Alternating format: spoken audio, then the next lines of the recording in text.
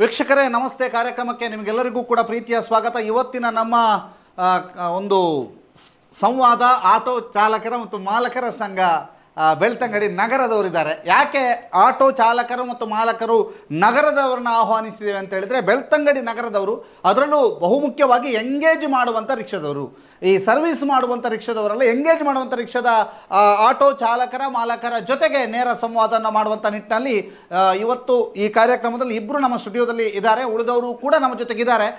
ಇದರ ಅಧ್ಯಕ್ಷರು ಕೂಡ ಇದ್ದಾರೆ. ಇದರ ಕಾರ್ಯದರ್ಶಿ ಗಣೇಶ್ ಅವರಿದ್ದಾರೆ. ಗೌರವ ಅಧ್ಯಕ್ಷರಾದಂಥ ಸದಾಶಿವ ಶೆಟ್ಟಿ ಅವರಿದ್ದಾರೆ. ಸದಾಶಿವ ಶೆಟ್ಟಿ ಅವರೇ, ಕಾರ್ಯಕ್ರಮಕ್ಕೆ ಪ್ರೀತಿಪೂರ್ವಕ ಸ್ವಾಗತ. ಗಣೇಶ್ ಅವರೇ, ಕಾರ್ಯಕ್ರಮಕ್ಕೆ ಪ್ರೀತಿಪೂರ್ವಕ ಸ್ವಾಗತ. ಆಟೋ ಚಾಲಕರು ಮತ್ತು ಮಾಲಕರು ಅಂತಂದಾಗ ಬಹಳಷ್ಟು ಸಮಸ್ಯೆಗಳು ಎದುರಾಗಿರುತ್ತೆ. ಬೆಳ್ತಂಗಡಿಯಲ್ಲಿ ಆಟೋ ಓಡಿಸುವವರಿಗೆ ಬದುಕು ಕಟ್ಟಿಕೊಳ್ಳುವುದು ಹೇಗೆ? ಸುಮಾರು 30 ವರ್ಷಗಳಿಂದ ಆಟೋ ಓಡಿಸ್ತಾ ಇರುವಂತಹ ಸದಾಶಿವ ಶೆಟ್ಟಿ ಅವರ ಹತ್ರ ಮೊದಲ ಪ್ರಶ್ನೆ, ಆಟೋ ಓಡಿಸಿಕೊಂಡು 30 ವರ್ಷಗಳಿಂದ ಇಲ್ಲಿಯ ತನಕ ಬದುಕು ಕಟ್ಟಿಕೊಂಡಿದ್ದೀರಿ, ಹೇಗಿದೆ ಬದುಕು ಮತ್ತು ಇಷ್ಟು ವರ್ಷಗಳಲ್ಲಿ ಏನೆಲ್ಲ ಬದಲಾವಣೆಗಳಾಯಿತು ಬೆಳ್ತಂಗಡಿಯಲ್ಲಿ? ನೋಡಿ, ಪ್ರಪ್ರಥಮವಾಗಿ ನಮಗೆ ಆಹ್ವಾನ ಮಾಡೋದಕ್ಕೆ ತಮಗೆಲ್ಲರಿಗೂ ಸ್ವಾಗತ ಬಯಸ್ತೇನೆ. ಹಾಗೆಯೇ ನೋಡಿ, ಈ ರಿಕ್ಷಾದಿಂದ ಪೆಟ್ರೋಲು ಡೀಸೆಲ್ ಇದರ ರೇಟ್ ಜಾಸ್ತಿ ಆಗಿದೆ. ನೋಡಿ, ಪೆಟ್ರೋಲಿಗೆ ನೋಡಿ ಕಳೆದ ಒಂದು 2-3 ವರ್ಷಕ್ಕಿಂತ ಮೊದಲು 80-82 ಹತ್ತಿರ ಇತ್ತು. ಈಗ ನೋಡಿ 101ಕ್ಕೆ ದಾಟಿದೆ. ಡೀಸೆಲ್ ಹಾಗೆ ಗ್ಯಾಸ್ ನೋಡಿ ತಿಂಗಳಿಗೆ ಜಾಸ್ತಿ ಆಗ್ತಾ ಹೋಗ್ತದೆ. ಈಗ ಕಡಿಮೆ 68 ರೂಪಾಯಿ ಚಿಲ್ಲರೆ ಆಗಿದೆ ಗ್ಯಾಸಿಗೆ. ಈ ಇದರಲ್ಲಿ ನೋಡಿ ಇಷ್ಟು ರೇಟ್ ಜಾಸ್ತಿ ಆದ ನಂತರ ನಮಗೆ ಬಾಡಿಗೆ ಮಾಡಲಿಕ್ಕೆ ಭಾರಿ ಕಷ್ಟ ಆಗ್ತದೆ. ಬಾಡಿಗೆ ಅಂದರೆ ನೋಡಿ, ಒಂದು 100 ರೂಪಾಯಿ ಪೆಟ್ರೋಲ್ ಹಾಕಿದರೆ ನಮಗೆ ಒಂದು 200 ರೂಪಾಯಿ ಬಾಡಿಗೆ ಮಾಡುವುದು ಭಾರಿ ಕಷ್ಟ, ಒಂದನೇದಾಗಿ. ಎರಡನೇದಾಗಿ ಏನಂದರೆ ನೋಡಿ, ರಿಕ್ಷಾದು ಇನ್ಸೂರೆನ್ಸ್ ಒಂದು 2018-2020 ಟೈಮಲ್ಲಿ ಎಷ್ಟಿತ್ತು ಗೊತ್ತಾ? 5,500 ಇನ್ಸೂರೆನ್ಸ್ ಇತ್ತು. ಈಗ ನೋಡಿ ಅದೇ ಇನ್ಸೂರೆನ್ಸ್ 2024ಕ್ಕೆ ಬರುವಾಗ 8,000 ಆಗಿದೆ. ಅಲ್ಲಿಂದ ಅಲ್ಲಿ ನೋಡಿ ಎಷ್ಟು ಡಿಫರೆನ್ಸ್ ಉಂಟು ಒಂದು ಇನ್ಸೂರೆನ್ಸ್ ಇದ್ದು. ಎರಡನೇದ್ದು, ರಿಕ್ಷಾದ ಬಿಡಿ ಭಾಗಕ್ಕೆ ನೋಡಿ, ಒಂದು ವೀಲಿದ್ದು ಬೇರಿಂಗಿಗೆ 200 ರೂಪಾಯಿ ಇತ್ತು. ಅದೇ ವೀಲ್ ಬೇರಿಂಗಿಗೆ 300 ರೂಪಾಯಿ ಆಗಿದೆ. ನೋಡಿ, ಇದರಲ್ಲಿ ನಿರ್ವಹಣೆ ಮಾಡಲಿಕ್ಕೆ ನಮಗೆ ಭಾರಿ ಕಷ್ಟ ಆಗ್ತದೆ. ಅದಾಯಿತು. ಮತ್ತೊಂದು ವಾಯಿಲಿಗೆ ನೋಡಿ, 1 ಲೀಟ್ರ್ ವಾಯಿಲಿಗೆ 200 ರೂಪಾಯಿ ಇತ್ತು. ಅದೇ ವಾಯಿಲಿಗೆ 300 ರೂಪಾಯಿ ಆಗಿದೆ. ರಿಕ್ಷಾವನ್ನು ಹೇಗೆ ನೋಡಿ ನಾವು ಮೇಂಟೆನ್ಸ್ ಮಾಡೋದು? ಅದೊಂದಾಯಿತು. ವರ್ಷಕ್ಕೆ ಎಫ್ಸಿಗೆ 2 ವರ್ಷಕ್ಕಿಂತ ಮೊದಲು 850 ಇತ್ತು. ಆದ ನಂತರ 2021ಕ್ಕೆ ಎಫ್ಸಿಗೆ ಎಷ್ಟಾಯಿತು? 950 ಆಯಿತು. ಈಗ ಬರ್ತಿ 1,200 ಆಗಿದೆ. ವರ್ಷಕ್ಕೊಂದು ಎಫ್ಸಿ ಮಾಡಬೇಕು. ಹೊಗೆ ಚಕ್ಕೆ ಎಲ್ಲ ಅದಕ್ಕೆ ಹೇಳುವಾಗ 1,300 ರೂಪಾಯಿ ಆಗ್ತದೆ. ಅದೊಂದಾಯಿತು. ಮತ್ತು ಇದು ಹೊಗೆ ಚಕ್ಕಿದಾಯಿತು. ಮತ್ತು ಇದು ಪರ್ಮಿಟ್ 5 ವರ್ಷಕ್ಕೊಮ್ಮೆ ಪರ್ಮಿಟ್ ರಿನಾಲ್ವ್ ಮಾಡಬೇಕು. ಮತ್ತು 5 ವರ್ಷಕ್ಕೊಮ್ಮೆ DL ರಿನಾಲ್ವ್ ಮಾಡಬೇಕು. ಇದು ಎಲ್ಲವನ್ನು ತೆಗೆದುಕೊಂಡು ಹೋದರೆ ನಮಗೆ ಜೀವನ ಸಾಗಿಸುವುದೇ ಭಾರಿ ಕಷ್ಟ ಆಗಿದೆ ಈ ರಿಕ್ಷಾದಲ್ಲಿ ದುಡಿದು. ಅದೊಂದಾಯ್ತಲ್ಲ. ಮತ್ತೊಂದು ಟೈರ್ಗೆ ನೋಡಿ, ರಿಕ್ಷಾ ಟೈರ್ಗೆ ಅಲ್ಲ, ನಾನು ಯಾಕೆ ಇದನ್ನು ಹೇಳ್ತೇನೆ ಅಂದರೆ, ಜನಗಳಿಗೆ ಸಹ ಇದನ್ನು ಅರ್ಥ ಆಗಬೇಕು. ಇದನ್ನು ಖಾಲಿ ಅವ್ರ ರಿಕ್ಷಾದಲ್ಲಿ ದುಡಿತಾನೆ, ಬಾಡಿಗೆ ಅಷ್ಟು ತೆಗೆದುಕೊಳ್ತಾನೆ ಅಂತೇಳಿ ಜನಗಳು ಮಾತಾಡಲಿಕ್ಕೆ ಬಾರ್ದು. ನೋಡಿ, ಒಂದು ರಿಕ್ಷಾವನ್ನು ಅವ ಮೇಂಟೆನ್ಸ್ ಮಾಡಿ ಮನೆ ಖರ್ಚೆಲ್ಲ ಹೋಗಿ ಹೇಗೆ ಅದನ್ನು ನಿಭಾಯಿಸ್ತಾನೆ ಅಂತ ಹೇಳಿದ್ರೆ ಜನಸಾಮಾನ್ಯರಿಗೆ ಸಹ ಗೊತ್ತಾಗಬೇಕು. ಒಂದು ಟೈರ್ಗೆ 1,100 ಇತ್ತು. ಈಗ ಅದೇ ಟೈರ್ಗೆ 1,350 ರೂಪಾಯಿ ಆಗಿದೆ. 200 ರೂಪಾಯಿ, 280 ರೂಪಾಯಿ ಆಗಿದೆ. ನೋಡಿ, ಇದನ್ನೆಲ್ಲ ನಿರ್ವಹಣೆ ಮಾಡೋದು ಭಾರಿ ಕಷ್ಟ ಆಗಿದೆ. ಅದೊಂದಾಯಿತು. ಮತ್ತು ಬಾಡಿಗೆ ಇದೆ ನೋಡಿ, ನಮಗೆ ನೋಡಿ ದಿವಸಕ್ಕೆ ಒಂದು 500-600 ರೂಪಾಯಿ ಬಾಡಿಗೆ ಆಗೋದು ಭಾರಿ ಕಷ್ಟ. ಈ 500-600 ರೂಪಾಯಿ ಬಾಡಿಗೆ ಆದ್ರಲ್ಲಿ ರಿಕ್ಷಾಕ್ಕೆ ನಮ್ಮದು ಖರ್ಚಿಗೆ ಹೋಗುದಾ? ಒಂದು ಹೋಟ್ಲಿಗೆ ಹೋದರೆ 50-60 ರೂಪಾಯಿಯಿಂದ ತಿಂಡಿ ಆಗುವುದಿಲ್ಲ. ಊಟಕ್ಕೆ ಮನೆಗೆ ಹೋಗ್ತೇವೆ ಇಡೀ ಸಾಯಿರಿ. ಕೆಲವರು ಮನೆಗೆ ಹೋಗೋದವರಿಗೆ 100 ರೂಪಾಯಿ 70 ರೂಪಾಯಿ ಊಟಕ್ಕೆ ಆಗ್ತದೆ. ಅದೊಂದೈತೆ. ಮತ್ತು ಮನೆಗೆ ಕೊಂಡೋಗದೆ ಅಂಥದ್ದು ಒಂದು 2 kg ಅಕ್ಕಿ ಕೊಂಡೋಗ್ಲಿಕ್ಕೆ ಅದು ಆಗಬೇಕಲ್ಲ, ಅದಾಗ್ತದ? ಅದಾಗುವುದಿಲ್ಲ. ಪೆಟ್ರೋಲ್ ಆಗಬೇಕು. ಗಾಡಿಗೆ ಅವ ಲೋನ್ ಮಾಡಿದರೆ ಒಂದು 150 ರೂಪಾಯಿ ಅದಕ್ಕೆ ತೆಗೆದಿಡಬೇಕು. ಇಷ್ಟೆಲ್ಲ ಆಗಿ ಒಂದು 200 ರೂಪಾಯಿ ಉಳಿಸ್ಲಿಕ್ಕೆ ಆಗುವುದಿಲ್ಲ ನಮಗೆ. ಒಂದು ಕೂಲಿ ಕೆಲಸದವ 800 ರೂಪಾಯಿ ಸಂಬಳ ತೆಗೆದುಕೊಳ್ತಾನೆ. ಊಟ ಕಾಫಿ ಎಲ್ಲ ಕೊಟ್ಟು ಅವನಿಗೆ 800 ರೂಪಾಯಿ ನಾವೇ ಕೊಡ್ತೇವೆ, ಅಲ್ಲ ಹೇಳಿದವನ್ನು ನಾವು ಕೊಡ್ತೇವೆ. ಅಂಥದ್ರಲ್ಲಿ ಕೂಲಿ ಕೆಲಸದವರಿಗಿಂತ ಸಹ ನಮ್ಮ ರಿಕ್ಷಾದವರ ಜೀವನ ಅಷ್ಟು ಅವ್ಯವಸ್ಥೆ ಆಗಿದೆ. ಅಂದರೆ ಈಗ ಅದಾಗದಿಲ್ಲ. ಅದಲ್ಲದೆ ನೋಡಿ, ರಿಕ್ಷಾಗಳು ದಿನದಿಂದ ದಿನಕ್ಕೆ ಜಾಸ್ತಿ ಆಗ್ತಾ ಬರ್ತದೆ. ಕಾಂಪಿಟೇಷನ್ ಈಚೆಯಿಂದ ಉಜಿರೆಯವರು ಸರ್ವಿಸ್ ಮಾಡೋರು, ಎಂಗೇಜಿಸ್ ಹೋಗ್ತಾರೆ, ಎಲ್ಲ ಹೋಗ್ತಾರೆ. ನಮಗೆ ನೋಡಿ ಬಸ್ ಸ್ಟ್ಯಾಂಡಲ್ಲಿ ಈ ಎಂಗೇಜ್ ಮಾಡೋದು ಭಾರಿ ಕಷ್ಟ. ಈಚೆಯಿಂದ ಗುರುವೆಂಕೆರೆ ಅವರು ಎಂಗೇಜಿಸ್ ಹೋಗ್ತಾರೆ, ಸರ್ವಿಸ್ ಸಹ ಮಾಡ್ತಾರೆ. ಇದನ್ನು ಕೇಳುವುದಿಲ್ಲ. ಯಾರ ಹತ್ರ ಹೇಳಬೇಕು ನೋಡಿ ನಮ್ಮ ಪರಿಸ್ಥಿತಿಯನ್ನು? ಕೇಳಿದ್ರೆ ನೋಡಿ, ನಾವು ನೋಡಿ ಇದಕ್ಕೆ ಹಾಕಿದರೆ ಸ್ಟೇಷನಿಗೆ ಕಂಪ್ಲೇಂಟ್ ಕೊಟ್ಟರೆ ನಿಮ್ಮ ಯೂನಿಯನ್ನಲ್ಲಿ ಮಾಡಿ ಅಂತ ಹೇಳ್ತಾರೆ, ಸ್ಟೇಷನ್ನಲ್ಲಿ ಹೇಳಿದರೆ. ಮತ್ತು ನಾವು ಮಾತಾಡಿದರೆ ಈಗ ಒಮ್ಮೆ ಆದವರು ಸೈಲೆಂಟ್ ಆಗ್ತಾರೆ, ಮತ್ತು ಪುನಃ ಅದೇ ಇದನ್ನು ಅನಿಸ್ತಾರೆ. ಅರುಣ್ ಅವರೇ, ಹೇಗೆ ಈಗ ಅರುಣ್ ಅವರು ಪಾರ್ಕಿಂಗಿಗೆ ಬಂದು ಎಷ್ಟು ಸಮಯ ಆಯ್ತು? 12 ವರ್ಷ. ಈಗ 12 ವರ್ಷದಲ್ಲಿ ಹೇಗೆ ಬದುಕು ಕಟ್ಟಿಕೊಂಡಿದ್ದೀರಿ ಅವರು? ತೊಂದರೆ ಇಲ್ಲ ಸರ್. ಅವಾಗೆಲ್ಲ ಒಂದು ಕೊರೋನಾಗಿಂತ ಫಸ್ಟ್ ಸ್ಟಾರ್ಟಿಂಗ್ ಟೈಮಲ್ಲಿ ತೊಂದರೆ ಇಲ್ಲ, ಜೀವನ ಹೇಗೋ ಸಾಗ್ತಿತ್ತು. ಈ ಕೊರೋನಾ ಬಂದ ನಂತರ ತುಂಬಾ ಕಷ್ಟ ಆಯ್ತು. ಇವನ್ ಬಾಡಿಗೆ ಡಲ್. ಹೇಗೆ ಡಲ್ ಅಂತಂದ್ರೆ ಹೇಗೆ? ಅಂದ್ರೆ ಶಕ್ತಿ ಯೋಜನೆ ಅಂದ್ರೆ ಈಗ ಒಂದು 6 ತಿಂಗಳ ಹಿಂದಿನಿಂದ ತುಂಬಾ ಕಡಿಮೆ. ಶಕ್ತಿ ಯೋಜನೆ, ಫ್ರೀ ಬಸ್ ಎಲ್ಲ ಹಾಗೆ. ಈಗ ಅಲ್ಲ, ನೀವು ಎಷ್ಟು ಬಾಡಿಗೆ ಮಾಡ್ತೀರಿ ದಿನಕ್ಕೆ? ಒಂದು 500 ರಿಂದ 600. 500 ರಿಂದ 600. ಎಷ್ಟು ಖರ್ಚು ಆಗ್ತದೆ ಅದರಲ್ಲಿ? 200 ರೂಪಾಯಿ ಫ್ಯೂಲ್ ಹೋಗ್ತದೆ, 400 ರೂಪಾಯಿ ಉಳಿತದೆ. ಬೆಳಿಗ್ಗೆ ಚಾ ತಿಂಡಿ 120 ರೂಪಾಯಿ ಮಿಕ್ಕಿದು ಉಳಿಯುತ್ತೆ. ಈಗ ನೀವು ಮದುವೆ ಆಗಿದೆ ನಿಮಗೆ, ಮನೆಯಲ್ಲಿ ಏನ್ ಹೇಳ್ತಾರೆ? ಯಾಕೆ ಕೇಳ್ತಾ ಇದ್ದೇನೆ ಅಂತಂದ್ರೆ, ಒಬ್ಬನ ಬದುಕು ಹೀಗಿರುತ್ತದೆ ಅಂತ. ಈಗ ಇಲ್ಲಿ ನಿಮಗೆ ಎಷ್ಟು ದೂರ ಹೋಗ್ತೀರಿ? ಬೆಳ್ತಂಗಡಿಯ ನಗರದಿಂದ ಎಷ್ಟು ದೂರ ಹೋಗ್ತೀರಿ? ತಾಲೂಕು ಬರಲಿಲ್ಲ ಸರ್, ತಾಲೂಕು ಬಿಟ್ಟು ಹೊರಗಡೆ ಹೋಗೋಂಗಿಲ್ಲ. ನಿಮಗೆ ಎಲ್ಲೆಲ್ಲಿಗೆ ಬಾಡಿಗೆ ಸಿಗ್ತದೆ? ಜಾಸ್ತಿ ಬಾಡಿಗೆ ಸಿಗುದು ಎಲ್ಲಿಗೆ? ಸರ್ ಲೋಕಲ್ ಅಂದ್ರೆ ಎಷ್ಟು ದೂರ? ಅಂದ್ರೆ ಲೋಕಲ್ ಅಂತಂದ್ರೆ ಎಷ್ಟು ಬಾಡಿಗೆ ಆಗುತ್ತೆ? ಈಗ ನಾನು ಎಕ್ಸಾಂಪಲ್ ಕೇಳೋದಾದ್ರೆ, ಬೆಳ್ತಂಗಡಿಯಿಂದ ಲಾಯ್ಲಕ್ಕೆ ಅಥವಾ ಬೆಳ್ತಂಗಡಿಯಿಂದ ಸಂತೆಕಟ್ಟೆಗೆ ಅಥವಾ ಬೆಳ್ತಂಗಡಿಯಿಂದ ಗುರುವೆಂಕೆರೆಗೆ ಎಷ್ಟು ಬಾಡಿಗೆ? ಮಿನಿಮಮ್ ಬೆಳ್ತಂಗಡಿಯಿಂದ ಲಾಯ್ಲಕ್ಕೆ ಹೋದ್ರೆ 30 ರೂಪಾಯಿ ಸರ್. ಬೆಳ್ತಂಗಡಿಯಿಂದ ಗುರುವೆಂಕೆರೆ ಹೋದ್ರೆ 80 ರೂಪಾಯಿ. ಓಕೆ. ಸಂತೆಕಟ್ಟೆ ಬಂದ್ರೆ ಹಾಗೆ 30 ರೂಪಾಯಿ. 30 ರೂಪಾಯಿ. ನಿಮಗೆ ಎಷ್ಟು ಬರೋದು? 30 ರೂಪಾಯಿ ಬಾಡಿಗೆಯೋ ಅಥವಾ 80 ರೂಪಾಯಿದು? 30 ರೂಪಾಯಿ. 30 ರೂಪಾಯಿದ ಬಾಡಿಗೆ ಬರೋದು. ಓಕೆ. ನಿಮ್ಮ ಯೂನಿಯನ್ ನಲ್ಲಿ ಎಷ್ಟು ಆಟೋಗಳಿದ್ದಾವೆ? 92 ಚಿಲ್ಲರೆ. 92. ಈ 92 ಜನರಿಗೂ ಒಂದು 500 ರಿಂದ 1000 ರೂಪಾಯಿ ಆಗ್ತದ ದಿನಕ್ಕೆ? ಇಲ್ಲ. ಕೆಲವರಿಗೆ ಭಾರಿ ಡಿಮಾಂಡ್ ಇರ್ತದ, ಕೆಲವು ಆಟೋದವರಿಗೆ ಇರ್ತದ? ಈ ಹಿರಿಯರಿಗೆಲ್ಲ ಇರ್ತದೆ, ಇವರಿಗೆಲ್ಲ ಡಿಮಾಂಡ್ ಇರ್ತದೆ. ನಿಮಗಿಂತ ಜಾಸ್ತಿ ದುಡಿತಾರ? ಮೊದ್ಲಿನವರು ಅಂತ ಹೇಳಿ ದುಡಿತಾರಲ್ಲ. ಈಗ ನೀವು ಯುವಕರಿಗೆ ಏನ್ ಹೇಳ್ತೀರಿ? 30 ವರ್ಷ ಆಯ್ತು, ಅವರೆಲ್ಲ ಪಾರ್ಕಿಂಗ್ಗೆ ಬರ್ತಾರೆ, ಅವ್ರಿಗೆ ಯಾವ್ದು ಸಪೋರ್ಟ್ ಮಾಡ್ತೀರಿ ನೀವು? ಯುವಕರಿಗೆ ಅಂದರೆ ಒಂದನೇದಾಗಿ ನಮ್ಮದಲ್ಲಿ ಒಂದು ಸಿಸ್ಟಮ್ ಉಂಟು. ಏನಂದರೆ ಅವರು ಗಾಡಿಗೆ ಬರುವಾಗ ಅವರು ಯೂನಿಫಾರ್ಮ್ ಹಾಕಿ ಬರಬೇಕು. ಮತ್ತು ಕೇಸ್ ಹಾಕಿದ್ರು, ಹಾಗೆ ಹಾಕಿದ್ರು, ನಮಗೆ ಫೈನ್ ಹಾಕಿದ್ರು ಅಂತೇಳಿ ಯೂನಿಯನ್ಗೆ ಬಂದವರು ದೂರು ಕೊಡಲಿಕ್ಕೆ ಇಲ್ಲ. ರಿಕ್ಷಾದವರು ಹೊಸೊಬ್ಬರು ಬಂದವರು ಅವರು DL ಅವ್ರ ಹತ್ರ ಕಡ್ಡಾಯಾಗಿ ಇರಲೇಬೇಕು. DL ಇಲ್ಲದೆ ನಾಳೆ ಏನಾದರೂ ಸಮಸ್ಯೆ ಬಂದರೆ ಅದು DL ಇಲ್ಲದೆ ಸಾಧ್ಯವೇ ಇಲ್ಲ. ಅದು DL ಇಲ್ಲದೆ ಅದು ಕಂಪ್ಲೇಂಟ್ ಆದರೆ ಗಾಡಿ ಒಳಗೆ ಇರ್ತಾರೆ. ಮತ್ತು ಯೂನಿಯನ್ ಹತ್ರ ಬಂದು ಯೂನಿಯನ್ ಹಾಗೆ ಆಗಿದೆ ಹೀಗೆ ಆಗಿದೆ ಅಂತೇಳಿ ಬಿಡಿಸಿಕೊಡಿ ಅಂತ ಹೇಳಿ ಅದಕ್ಕೆ ನಾವು ಬದ್ಧರಲ್ಲ.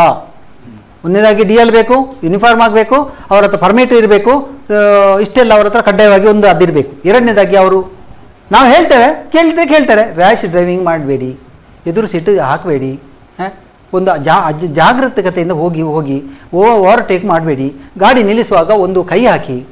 ಗಾಡಿ ಅಚಾನಕ್ ಹಿಂದಿನವರಿಗೆ ಸಮಸ್ಯೆ ಆಗ್ತದೆ. ನಾವೊಂದು ಅಚಾನಕ್ ಒಂದು ಗಾಡಿ ನಿಲ್ಲಿಸ್ತೇವೆ, ಒಂದು ಯಾರಾದರೂ ನಿಲ್ಲಬೇಕು, ಒಂದು ಸೈಡಿಗೆ ಒಂದು ಕೈ ಕೊಟ್ಟು ಒಂದು ಫ್ರಂಟಿನ ವೀಲನ್ನು ಕೆಳಗೆ ಇಳಿಸಿ ನೀವು ನಿಲ್ಲಿಸಿ, ಏನಾಗುವುದಿಲ್ಲ. ನಮ್ಮದೆಲ್ಲ ನಮ್ಮ ಕೈಯಲ್ಲಿ ಇರೋದು. ಜಾಗ್ರತೆಯಿಂದ ಗಾಡಿ ಓಡಿಸಿ ಅಂತೇಳಿ ನಾವು ಈಗ ಬಂದ ಯುವಕರಿಗೆ ನಾವು ಹೇಳ್ತೇವೆ. ಕೆಲವರು ರ್ಯಾಶ್ ಮಾಡ್ತಾರೆ, ಹೇಳ್ತಾನೆ ಕೇಳಲಿಲ್ಲ, ಅದು ಏನು ಮಾಡಲಿಕ್ಕೆ ಸಾಧ್ಯ ಇಲ್ಲ. ಕೆಳಗೆ ಅಂತ ಹೇಳಿದಿಲ್ಲ. ನಿಜವಾಗಿ ಫ್ರಂಟ್ ವೀಲನ್ನು ಕೆಳಗೆ ಡಾಮರ್ ರೋಡಿಂದ ಕೆಳಗೆ ಇಳಿಸಬೇಕು, ಏನಾಗುದಿಲ್ಲ. ಒಂದು ಕೈ ಹಾಕಿ ಕೆಳಗಡೆ, ಇಲ್ಲದ ಇಂಡಿಕೇಟ್ ಹಾಕಿ, ಇಲ್ಲ ಸೀದಾ ಹೋಗುದು, ಓವರ್ಟೇಕ್ ಮಾಡಿಕೊಂಡು ಹೋಗುದು. ಏನ ಬಿಸಿರಾಗ್ತಾವ ಎಂತದಂತೇಳಿ ನಮಗೆ ಗೊತ್ತಾಗುದಿಲ್ಲ.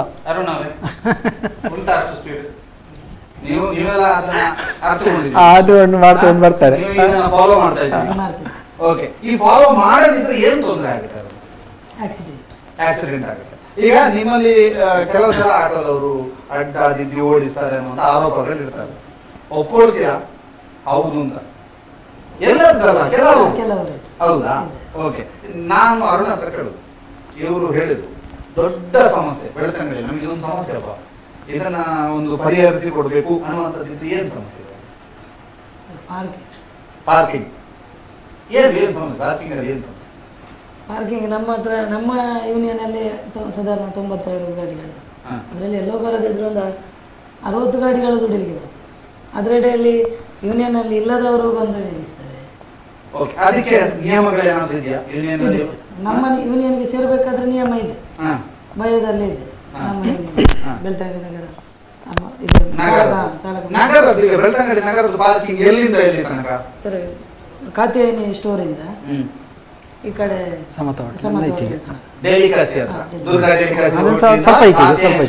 ಸ್ವಲ್ಪ ಈಚೆಗೆ ಅಲ್ವಾ? ಓಕೆ, ಇಷ್ಟು ವೇಳೆ ಅಷ್ಟು ಕಡೆ ಮಾತ್ರ ನಿಲ್ಬೇಕಲ್ಲ. ಈಗ ನೀವು ಮಾತಾಡ್ತಿರೋದಕ್ಕೆ ಒಬ್ರು ಸಾರಥಿಗೆ ಜೈ ಅಂತ ಹೇಳಿದ್ದಾರೆ, ಇನ್ನೊಬ್ರು ಸೂಪರ್ ಅಂತ ಹಾಕಿದ್ದಾರೆ, ಮತ್ತೊಬ್ರು ನೈಸ್ ಅಂತ ಹಾಕಿದ್ದಾರೆ. ಈಗ ಕಾಮೆಂಟ್ಗಳು ಬರ್ತಾ ಇದ್ದಾರೆ. ಯಾರಾದ್ರೂ ನಿಮಗೆ ಪ್ರಶ್ನೆ ಕೇಳಬೇಕು ಈ ಸಾರಥಿಗಳಿಗೆ ಅಥವಾ ಸಾರಥಿಗಳ ಪರವಾಗಿ ಪ್ರಶ್ನೆ ಕೇಳಬೇಕು ಅಂತಂದ್ರೆ ಕಾಮೆಂಟ್ಸ್ ಹಾಕ್ಬೋದು. ನಮ್ಮ ಎದುರುಗಡೆ ಅಂದ್ರೆ ನಮ್ಮ ಈ ಸ್ಟುಡಿಯೋದಲ್ಲೇ ಇನ್ನಿಬ್ರು ಇದ್ದಾರೆ, ಒಬ್ರು ಸದಸ್ಯರು, ಇನ್ನೊಬ್ರು ರಿಕ್ಷಾ ಸಂಘದ ಅಧ್ಯಕ್ಷರಿದ್ದಾರೆ. ಅವರು ನಾನು ಮಾತಾಡೋದಿಲ್ಲ, ಅರುಣ್ ಮಾತಾಡ್ತಾರೆ ಅಂತ ಹೇಳಿ ಗಣೇಶ್ ಅವರು ಅರುಣ್ ರವರನ್ನ ಕೂರಿಸಿದ್ದಾರೆ. ಈಗ ನಿಮಗೆ ಏನು ಹೇಳಬೇಕು ಅಂತಂದ್ರೆ, ಇಷ್ಟು ವರ್ಷಗಳಾಯ್ತು, ಯಾವಾಗ ಬಾಡಿಗೆ ಭಾರಿ ಚೆನ್ನಾಗಿತ್ತು ಅಂತ ಹೇಳಿದ್ ನೀವು? 30 ವರ್ಷಗಳಲ್ಲಿ. 30 ವರ್ಷ ಅಂದರೆ ಮೊದಲು ಬಾಡಿಗೆ ಇತ್ತು, ಇಲ್ಲ ಅಂತ ಹೇಳಿಲ್ಲ, ಬಾಡಿಗೆ ಇತ್ತು. ಆದರೆ ಬಾಡಿಗೆ ಕಡಿಮೆ ಇತ್ತು, ಕಡಿಮೆ, ರಿಕ್ಷೆಗಳು ಸಹ ಕಡಿಮೆ ಇತ್ತು ಮತ್ತು ಬಾಡಿಗೆ ಸಹ ಕಡಿಮೆ ಇತ್ತು. ನೋಡಿ, ಮೊದಲೆಲ್ಲ ನಾವು ಗುರುವೆಂಕೆರೆಯಿಂದ ಬೆಳ್ತಂಗಡಿಗೆ ಟ್ರಿಪ್ ಮಾಡ್ತಿದ್ದೆ, ಆಗ 75 ವಯಸ್ಸು ಇದ್ದದ್ದು. ಗುರುವೆಂಕೆರೆ ಟು ಬೆಳ್ತಂಗಡಿ ಈಗ 28 ವರ್ಷಕ್ಕಿಂತ ಮೊದಲು, 28 ವರ್ಷದಿಂದ ಮೊದಲು ಬಸ್ ಬರ್ತಿರ್ಲಿಲ್ಲ. ಯಾವಾಗ? ಬೆಳ್ತಂಗಡಿಯಿಂದ. ಈಗ ಕಾರ್ಕಳ ಬಸ್ ಎಲ್ಲ ಉಂಟಲ್ಲ, ಬೆಳ್ತಂಗಡಿಗೆ ಬರ್ತಿರ್ಲಿಲ್ಲ, ಗುರುವೆಂಕೆರೆಯಲ್ಲಿ ಅದು ಅವರು ತಿರುಗಿಸಿ ಹೋಗ್ತಿದ್ರು. ಆಗ ಒಂದು ಬಸ್ ಇಳಿಯುವಾಗ ಒಂದು 10-15 ರಿಕ್ಷೆ ಬರ್ತಿದ್ರು ಬೆಳ್ತಂಗಡಿಗೆ. ಆಗ ಎಷ್ಟಿದ್ದದ್ದು? 75 ಪೈಸಾ ಒಬ್ಬರಿಗೆ. ಆಗ ಗಾಡಿ ಸಹ ಕಡಿಮೆ ಇದ್ದದ್ದು. ಈಗ ಏನಾಗಿದೆ ಗೊತ್ತುಂಟಾ? ಈಗ ಬಾಡಿಗೆ ಜಾಸ್ತಿ ಆಗಿದೆ, ಗಾಡಿಗೆಲ್ಲ ಸಹ ಜಾಸ್ತಿ ಆಗಿದೆ. ಬಾಡಿಗೆ ಜಾಸ್ತಿ ಅಂತ ಹೇಳಿಲ್ಲ, ಒಂದೇ ಇದರಲ್ಲಿ ಲೆವೆಲಲ್ಲಿ ನಡೀತಾ ಉಂಟು ಅಷ್ಟೇ. ಈಗ ಅವತ್ತು 75 ಪೈಸೆ ಇತ್ತು, ಇವತ್ತು ಬಾಡಿಗೆ ಕಮ್ಮಿ ಆಗಿದೆ ಅಂತ ಹೇಳ್ತಿದ್ದೀರಿ. ಅವತ್ತು 1 ಕೆಜಿ ಅಕ್ಕಿ ಎಷ್ಟಿತ್ತು? 1 ಕೆಜಿಗೆ ಅಕ್ಕಿ ಕಡಿಮೆ 3 ರೂಪಾಯಿ ಇತ್ತು. 3 ರೂಪಾಯಿ ಇತ್ತು, 3-4 ರೂಪಾಯಿ ಇತ್ತು. ಹೌದೌದು. ನೋಡಿ, ಹಾಗೆ ಹೌದು. ನೋಡಿ, ಈಗ ನಾನು ಹೇಳ್ದಲ್ಲ ಎಕ್ಸಾಂಪಲ್, ಪೆಟ್ರೋಲ್ಗೆ ರೇಟ್ ಜಾಸ್ತಿ ಆಗಿದೆ ಅಂತ ಹೇಳಿದೆ. ಪೆಟ್ರೋಲ್ಗೆ ರೇಟ್ ಜಾಸ್ತಿ ಆದರೆ ನಾವು ಬಾಡಿಗೆ ಜಾಸ್ತಿ ಮಾಡಿದೆವಾ? ಮಾಡಲಿಲ್ಲ. ನಾವು 30 ರೂಪಾಯಿ ಎಷ್ಟು ವರ್ಷ ಆಯ್ತು ಗೊತ್ತುಂಟಾ? ಕಡಿಮೆ ಪಕ್ಷ ಒಂದು 4 ವರ್ಷದಿಂದ 30 ರೂಪಾಯಿಯಲ್ಲೇ ಇದ್ದೇವೆ ನಾವು, 25-30 ರೂಪಾಯಿಯಲ್ಲಿದ್ದೇವೆ ನಾವು. ಈಗ ಜಾಸ್ತಿ ಆದದೆಷ್ಟು? ಮೊನ್ನೆಯಿಂದ ಸಾಧಾರಣ ಕಡಿಮೆ ಪಕ್ಷ ಒಂದು 80-20-25 ರೂಪಾಯಿ ಜಾಸ್ತಿ ಆಯಿತು. ನಾವು ಬಾಡಿಗೆ ಜಾಸ್ತಿ ಮಾಡಿದೆವಾ? ಇಲ್ಲ. ಈಗ ನೀವು ಹೇಳಿದೇನು ಗೊತ್ತುಂಟಾ? ಮೊದಲು ಪೆಟ್ರೋಲ್ ಜಾಸ್ತಿ 30 ರೂಪಾಯಿ ಮಾಡಿ ಒಂದು 3-4 ವರ್ಷ ಆಯ್ತು ಅಷ್ಟೇ. 3-4 ವರ್ಷ. ಅದಕ್ಕೆ ಮೊದಲು 25 ರೂಪಾಯಿ ಇತ್ತು. 25 ರೂಪಾಯಿ, 5 ರೂಪಾಯಿ ಜಾಸ್ತಿ ಮಾಡಿ.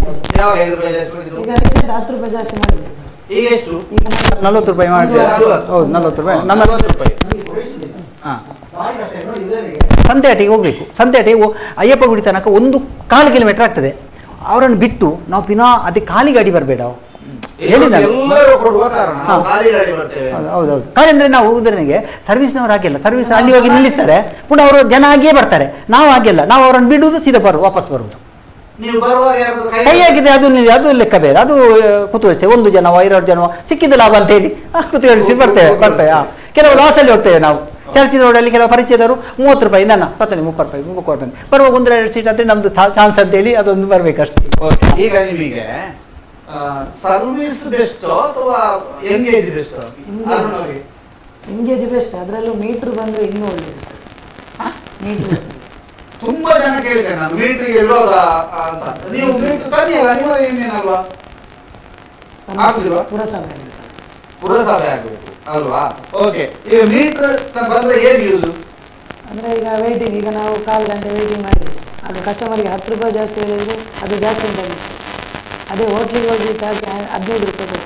ಅದೆಂತ ಮಾಡಿ ಬೇರೆ ಎಲ್ಲಿ ಚರ್ಚೆ ಮಾಡೋದಿಲ್ಲ. ಚರ್ಚೆ ಮಾಡೋದು ವೆಹಿಕಲ್ ಅವ್ರ ಹತ್ರ ಮಾತ್ರ. ಜನಗಳು ಯಾಕೆ ಅಂತ ಗೊತ್ತಾ?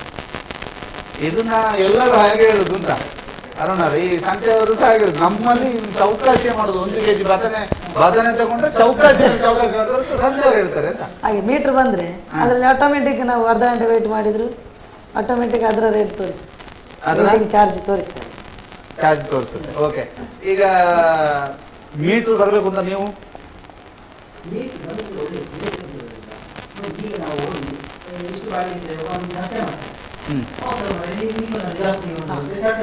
ಮೀಟರ್ ಹಾಕಿದ್ರೆ ಏನಿಲ್ಲ, ಮೀಟರ್ ಹಾಕಿ ಅಲ್ಲಿ ಮೀಟರ್ ತೋರಿಸ್ತದೆ 40 ರೂಪಾಯಿ 50 ರೂಪಾಯಿ 60 ರೂಪಾಯಿ, ಆ ಮೀಟರ್ ಚಾರ್ಜ್ ಕೊಡ್ಬೇಕು ಬರಬೇಕು. ತೋರಿಸ್ತದೆ ಅದು. ಅವರು ಎಷ್ಟು ದೂರ ಈಗ ಚಲಿಸ್ತಾರೆ ಅಷ್ಟು ದೂರ ಮೀಟರ್ ರನ್. ಇಲ್ಲಿ ಇವಾಗ ಎಷ್ಟುಂಟು ಮೀಟರ್? ಈಗ ಒಂದು ಪ್ರಶ್ನೆಗಳು ಇಲ್ಲೆಲ್ಲವೂ ಕೂಡ ಜೈ ಅಂತಾನೆ ಬರ್ತಾ ಇದೆ.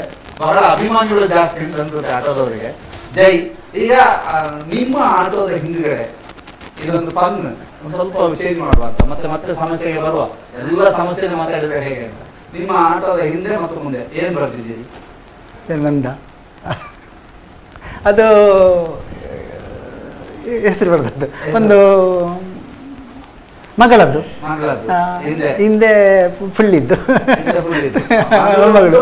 ಹೌದೌದು. ಮಗನ ಈಶ್ವರ ಅಂತ. ನಿಮ್ಮ ಬೆಳ್ತಂಗಡಿಯಲ್ಲಿ ಆಟೋದಲ್ಲಿ ಅದ್ಭುತ ಬರಹ ಯಾರ್ದು? ಯಾರ ಆಟೋದಲ್ಲಿದೆ? ಯಾರಾದ್ರು ಸ್ವಲ್ಪ ಗಮ್ಮತ್ತಿನ ಬರಹಗಳು? ಯಾಕಂದ್ರೆ ಅದು ಕೂಡ ಜನಗಳಿಗೆ ಭಾರಿ ಆಸಕ್ತಿ ಇರ್ತದ.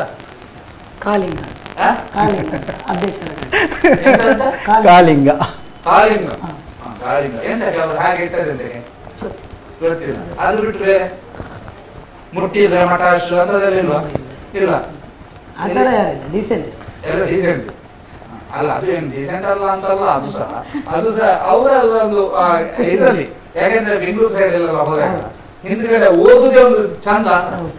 ಮುಟ್ಟಿದ್ರೆ ಮಟಾಶ್ ನಮ್ಮಲ್ಲಿ ಆ ಥರ ಬರಲಿಲ್ಲ, ಯಾರು ಬರಲಿಲ್ಲ. ಡೀಸೆಂಟ್ ಬಲೆ ಚಾಪರ್ಕ ಅದಿರಲಿಲ್ಲ, ಓದುವರ್ಪೆ ಇಲ್ಲ. ಓಕೆ, ಈಗ ಮತ್ತೆ ಸಮಸ್ಯೆಗೆ ಬರುವ. ಈ ಸಮಸ್ಯೆ ಅಂತಂದಾಗ ಹೈವೇ ಆಗ್ತಾ ಉಂಟು. ಗುರುವಾಯನಕೆರೆಯಿಂದ ಚಾರ್ಮಾಡಿ ತನಕ, ಅಥವಾ ಸಾರಿ ಗುಂಜಲ್ಗಟ್ಟೆಯಿಂದ ಚಾರ್ಮಾಡಿ ತನಕ ಹೈವೇ ಆಗ್ತಾ ಉಂಟು. ಈ ಹೈವೇಯ ಕಾಮಗಾರಿ ನಿಮಗೇನೋ ತೊಂದರೆಗಳಾಗ್ತಾ ಇದೆಯಾ? ಹೇಗೆ? ಧೂಳು, ಆಮೇಲೆ ಧೂಳು ಎಲ್ಲರಿಗೂ, ಆಮೇಲೆ ನಿಮಗೆ ಗಾಡಿಗೆ ಸಮಸ್ಯೆ ಇರ್ತದೆ, ಜಲ್ಲಿ. ಆದ್ರೆ ಹೈವೇ ಆಗ್ಬೇಕಲ್ಲ. ಇವತ್ತು ತೊಂದರೆ ಆದ್ರೆ ನಾಳೆ ಒಳ್ಳೆದಾಗ್ಬೋದಲ್ಲ. ಮತ್ತೊಂದು ನನ್ನೊಂದು ಪ್ರಶ್ನೆ, ಮಾಧ್ಯಮದ ಮುಖಾಂತರ ನಾನೊಂದು ಪ್ರಶ್ನೆ ಹೇಳ್ತೇನೆ. ನೋಡಿ, ಗುರುವಾಯನಕೆರೆಯಿಂದ ಪುಂಜಾಲಕಟ್ಟೆ ತನಕ ಅವರು ಭೂಸ್ವಾಧೀನ ಮಾಡುವಾಗ 20 ಫೀಟ್ ಅಂತೇಳಿ 20 ಮೀಟರ್ 20 ಮೀಟರ್ ಅಂತೇಳಿ ಹಾಕಿದ್ದಾರೆ. ಗುರುವಾಯನಕೆರೆಯಿಂದ ಪುಂಜಾಲಕಟ್ಟೆ 20 ಮೀಟರ್. ಇವರು ಮಧ್ಯದಲ್ಲಿ ಏನು ಮಾಡಿದ್ದಾರೆ ಗೊತ್ತುಂಟಾ?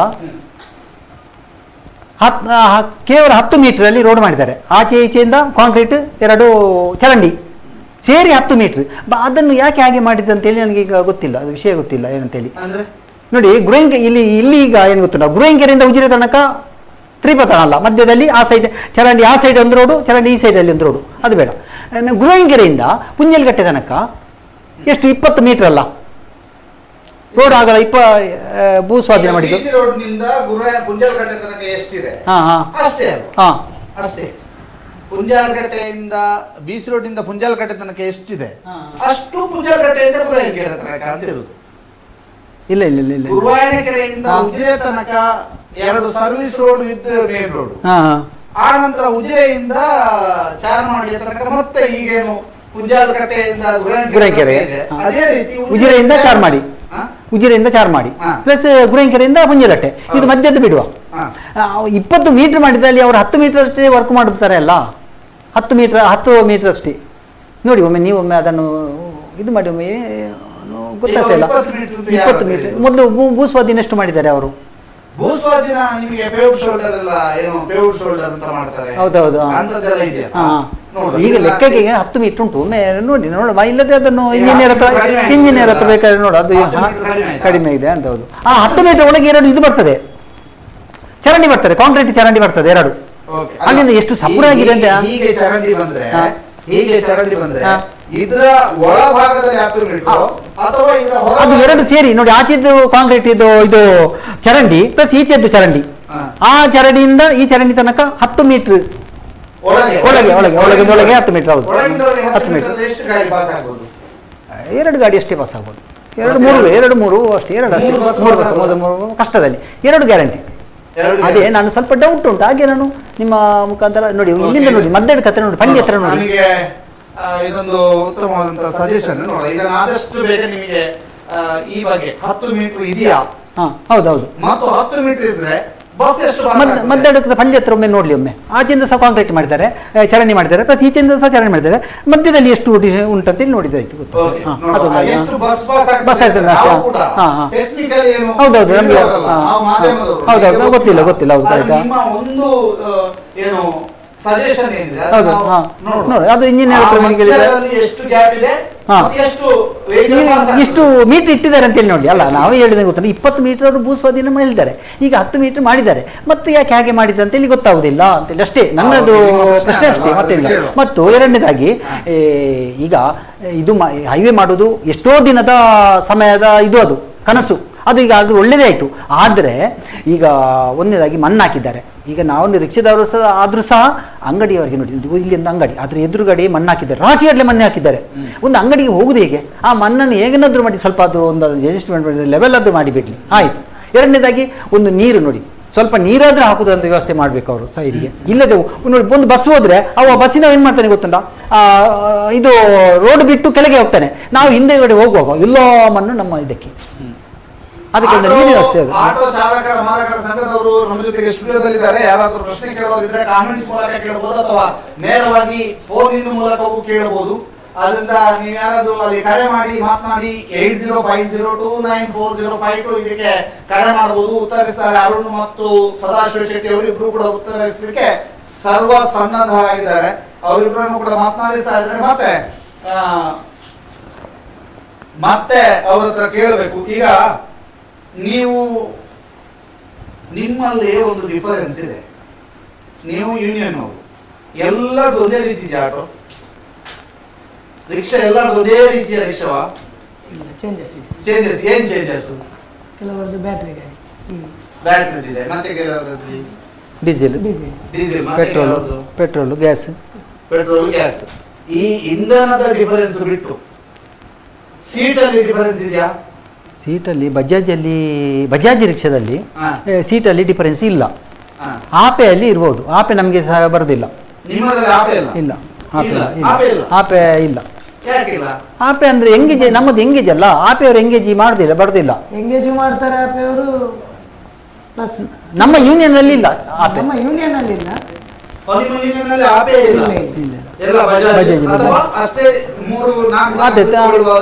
ಅದೇ ಅಷ್ಟೇ, 3+1. ನಿಮ್ಮಲ್ಲಿ ಈಗ ಬಾಡಿಗೆಗೆ ಹೋಗುವಾಗಲೂ ಇದುಂಟಾ ಏನು 1.5 ಅಂತದೆಲ್ಲ ರೂಲ್ಸ್ ಉಂಟಾ ನಿಮ್ಮಲ್ಲಿ? ಇಲ್ಲ ಸರ್, ಇಲ್ಲ, ಕೊಡುದಿಲ್ಲ, ಜನಗಳೇ ಕೊಡುದಿಲ್ಲ. ನೈಟ್ 9 ಗಂಟೆ ನಂತರ ನಿಜವಾಗ್ಲೂ ಕೊಡಬೇಕು, ಆದರೆ ಕೊಡುದಿಲ್ಲ. ಓಕೆ, ಅರುಣ್ ಅವರಿಗೆ ಕಡೆಯ ಪ್ರಶ್ನೆ.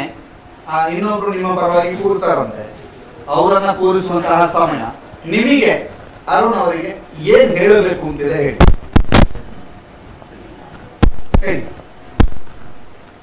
ಗ್ರಾಹಕರು ಅಥವಾ ಪ್ರಯಾಣಿಕರು ಹೇಗಿರ್ಬೇಕು? ಒಳ್ಳೆ ಸ್ಪಂದನೆ ಕೊಡಬೇಕು. ಸ್ಪಂದನೆ ಅಂದ್ರೆ ಹೇಗೆ? ಈಗ ನಾವು ರೇಟ್ ಜಾಸ್ತಿ ಮಾಡಿದ್ದೇವೆ, ಅದಕ್ಕೆ ರೇಟ್ ಜಾಸ್ತಿ ಮಾಡಿದಕ್ಕೆ ಅಲ್ಲಗಪ್ಪ ಅಂತ ಕೊಡ್ಬೇಕು, ಹಾಗೆ. ಮತ್ತೆ ಅದನ್ನು ತಿಳ್ಕೊಂಡು ಸ್ವಲ್ಪ ಸಹಕಾರ ಕೊಡ್ಬೇಕು. ರೇಟ್ ಜಾಸ್ತಿ ಮಾಡಿದ್ರು ನಮ್ಮ ಖರ್ಚಿಗೆ, ಅದು ನಮಗೆ. ರೋಡ್ ಎಲ್ಲ ಹೇಗಿದೆ ಈಗ? ಒಳಗಡೆ ಎಲ್ಲ ರೋಡ್, ಈಗ ರೋಡ್ ಇದೆ ನೋಡಿ, ನಮ್ಮ ಬೆಳ್ತಂಗಡಿ ಇದರೊಳಗೆ ಸುದಿಲ್ಲ ಮಟ್ಟಿಗೆ, ನಗರದೊಳಗೆ ಸಾಧಾರಣ ಮಟ್ಟಿಗೆ ಒಳ್ಳೇದುಂಟು. 100ರಲ್ಲಿ 30% ರೋಡ್ ಒಳ್ಳೇದುಂಟು, ಮೊದಲಿಂದ ರೋಡ್ ಒಳ್ಳೇದು. ಆದರೆ ಒಂದನೇದಾಗಿ ಇಲ್ಲಿ ಕಾವಟೆಗೆ ಹೋಗುವಲ್ಲ ರೋಡ್ ನೋಡಿ, ಒಂದು ರಿಕ್ಷಾ ಹೋಗ್ಲಿಕ್ಕೆ ಸಾಧ್ಯ ಇಲ್ಲ. ಕಾವಟೆ ಒಂದು, ಗುರಿಂಗಾನ, ಗುರಿಂಗಿರಾಜ ಪಿಲಿಚಂಡಿ ಕಲ್ಲು ಆಚೆ, ಮತ್ತು ಇಲ್ಲಿ ನಮ್ಮ ಕಾಸಿಟ್ಟೆ ಒಳಗೆ ಅರಳಿ ಸಾಧ್ಯವೇ ಇಲ್ಲ ಹೋಗ್ಲಿಕ್ಕೆ ನೋಡಿ. ಆ ರೋಡಲ್ಲಿ ಬರುವಾಗ ಏನಾದ್ರೂ ಹೋಗದೆ, ಅರಳಿಗೆ ಹೋಗದೇ ಇಲ್ಲ. ಯಾಕೆ ಹೋಗುದಿಲ್ಲ ಅಂತ ಹೇಳುವ ನೋಡಿ, ಬರುವಾಗ ಏನಾದ್ರೂ ಒಂದು ಇದಾಗ್ತದೆ, ಸಮಸ್ಯೆ ಆಗ್ತದೆ, ಒಂದು ವೈರ್ ಕಟ್ಟ, ಒಂದು ಜಾಮ ಎಂತದಾಗ್ತದೆ, ಅಂತ ಪರಿಸ್ಥಿತಿ ಆಗಿದೆ. ಇದರ ಬಗ್ಗೆ ಸಣ್ಣದೊಂದು ವಿರಾಮ ತೆಗೆದುಕೊಳ್ಳುವ. ಅರುಣ್ ಅವರು ನಮ್ಮ ಜೊತೆಗೆ ಮಾತನಾಡಿದ್ದಕ್ಕೆ ಧನ್ಯವಾದ ಅರುಣ್.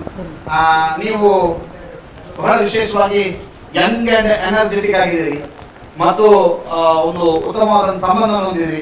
ಕೂಡಲೇ ಕೆಲವೇ ಸೆಕೆಂಡ್ಗಳಲ್ಲಿ ವಾಪಸ್ ಆಗ್ತೀವಿ. ಇನ್ನೊಬ್ರು ಅರುಣ್ ಅವರ ಬದಿಗೆ ಮತ್ತೊಬ್ರು ಕೂರ್ತಾರೆ. ಅರುಣ್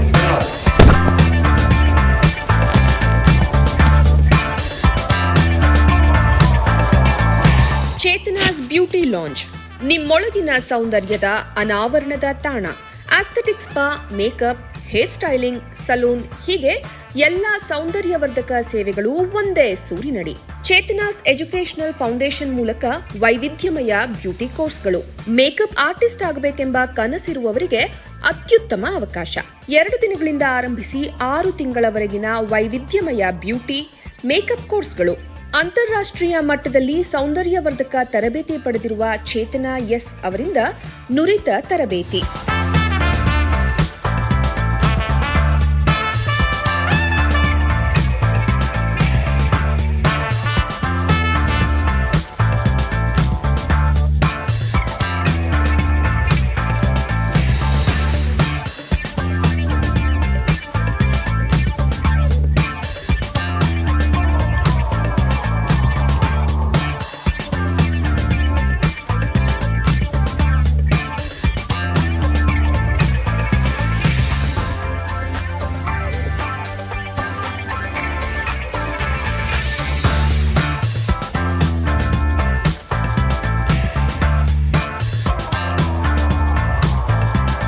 ಈ ಅದ್ಭುತ ಅವಕಾಶವನ್ನ ಸದುಪಯೋಗಪಡಿಸಿಕೊಳ್ಳಿ.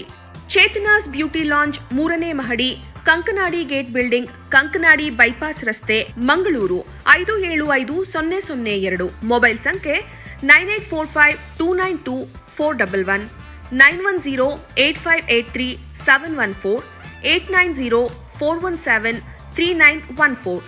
Email chetanabeautystudio@gmail.com. Web www.cblaunch.com.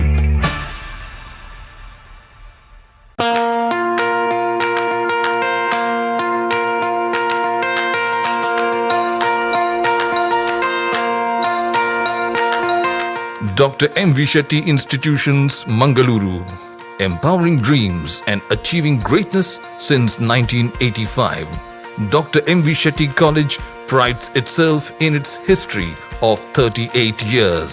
It undertook path-breaking initiatives in Indian higher education with the introduction of innovative and modern curricula, insistence on academic discipline, imparting of holistic education, and adoption of global higher education practices with the support of creative and dedicated staff. First private college in Karnataka offering diverse healthcare programs, offers you multiple of courses.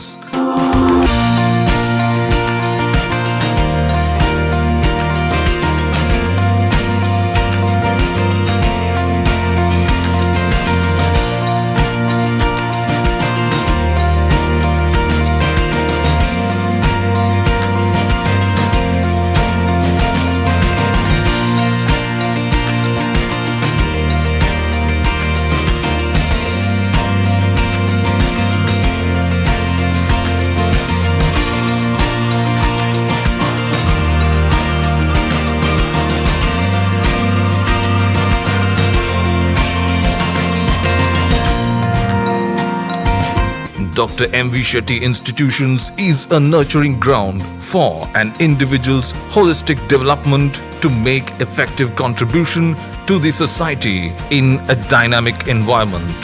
Dr. M.V. Shetty Institutions, Kavu Road, Vidyanagar, Mangaluru, Karnataka 575013.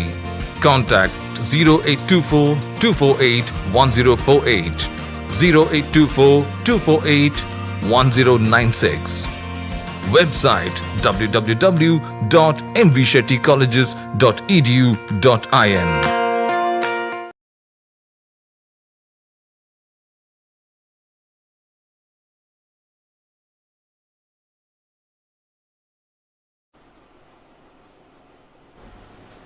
Auto ಚಾಲಕರ ಮಾಲಕರ ಜೊತೆಗೆ ನೇರ ಸಂವಾದಕ್ಕೆ ಮತ್ತೆ ನಿಮಗೆ ಸ್ವಾಗತವನ್ನು ಕೊಡ್ತೇವೆ. ಬ್ರೇಕ್ನ ನಂತರ ಮತ್ತೆ ಮಾತು ಮುಂದುವರಿಸ್ತೇವೆ. ನಮ್ಮ ಜೊತೆಗೆ ಜಾಯ್ನ್ ಆಗಿದ್ದಾರೆ ಚರಣ್ ರಾಜ್ ಅವರು, ಕೋಶಾಧಿಕಾರಿ ಅರಳಿ ಅವರು.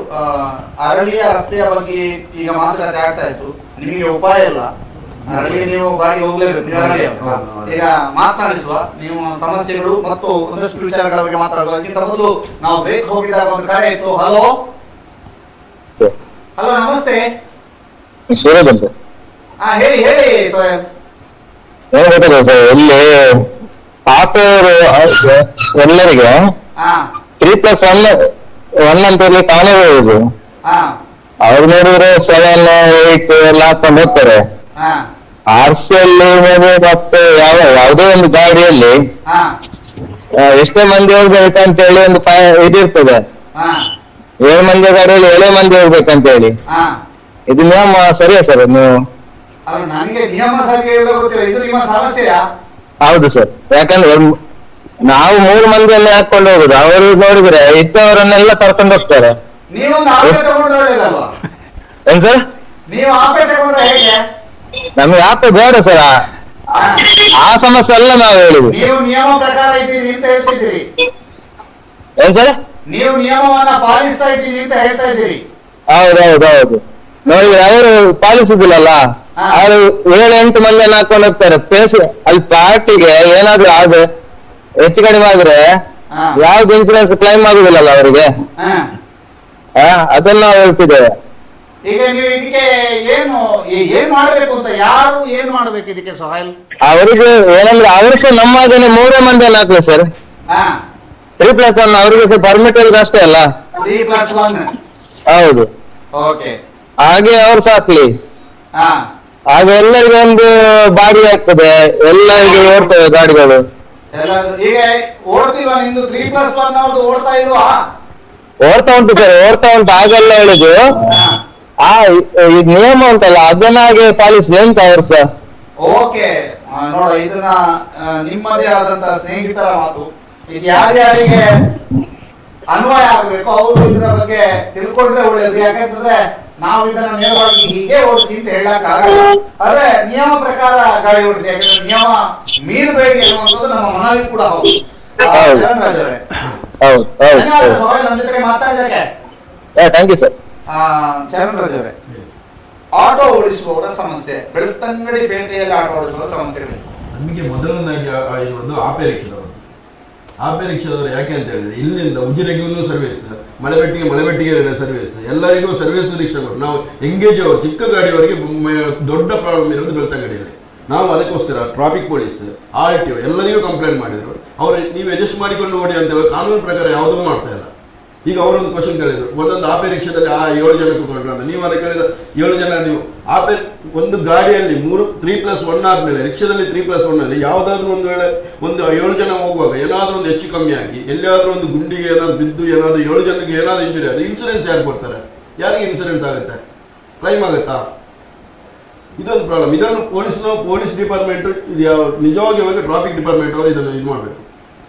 ಯೂನಿಯನ್ ನಲ್ಲಿ ಎಲ್ಲ ಸೇರಿ ಏನಾದ್ರು ಮಾಡ್ಲಿಕ್ಕೆ? ಯೂನಿಯನ್ ಅಲ್ಲಿ ಮಾಡಿದ್ರೆ ಅವ್ರದ್ದು ಯೂನಿಯನ್ ಬೇರೆನೆಲ್ಲ ಇರೋದು. ಇಲ್ಲಿ ಈಗ ನಾವು ಬೆಳ್ತಂಗಡಿಯಲ್ಲಿ ಒಂದೊಂದು ಇದಕ್ಕೆ ಒಂದೊಂದು ಯೂನಿಯನ್ ಇದೆ. ಅವರು ಹೇಳ್ತಾರೆ ನಮ್ಗೆ ಏನ್ ಮಾಡಿದ್ರ ಅಂತ. ಈಗ ಆಪೆ ರಿಕ್ಷಾದವ್ರದ್ದು ಅದೇ 7 ಜನ 8 ಜನ 10 ಜನ ಕೂತ್ಕೊಂಡು ಹೋಗ್ತಾರೆ. ನಮಗೆ ಬಾಡಿಗೆ ಸಿಗುದಿಲ್ಲ. ಅವರಿಗೆ ಉಜಿರೆಗೆ 10 ರೂಪಾಯಿಗೆ ಒಬ್ಬರನ್ನು 10 ರೂಪಾಯಿಗೆ ತೊಗೊಂಡು ಹೋಗ್ತಾರೆ.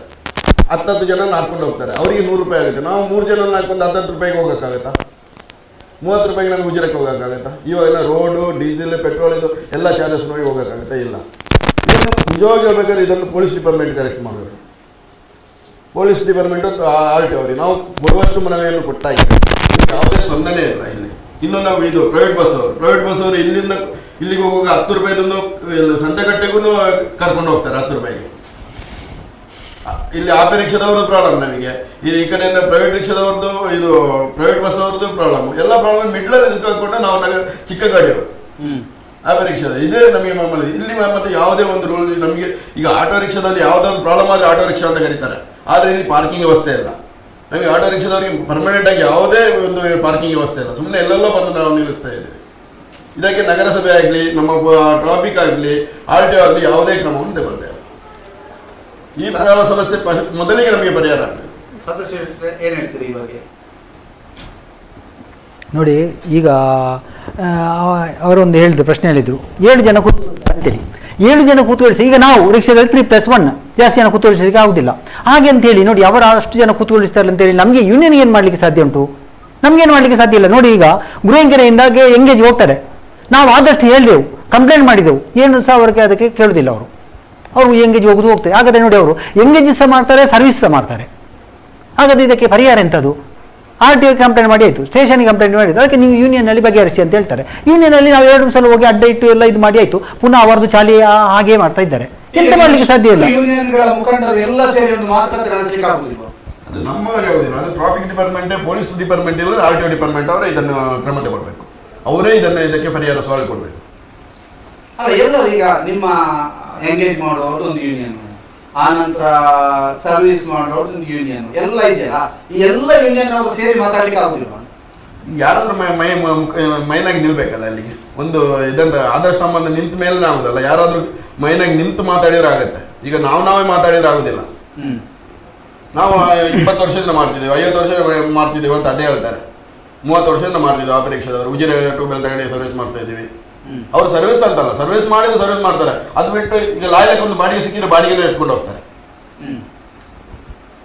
ಎಂಗೇಜ್ ಬಾಡಿಗೆನೇ ಎತ್ಕೊಂಡು ಹೋಗ್ತಾರೆ. ಇದು ನಮಗೆ ಪ್ರಾಬ್ಲಮ್. ಸರ್ವಿಸ್ ಮಾಡಿದ್ರೆ ಖಾಲಿ ಸರ್ವಿಸ್ ಮಾಡಲಿ, ಅದಕ್ಕೆ ನಮಗೆ ಮೈನ್ ಆಗಿ ಅದು ಸರ್ವಿಸೇ ಸ್ಟಾಪ್ ಆಗಬೇಕು.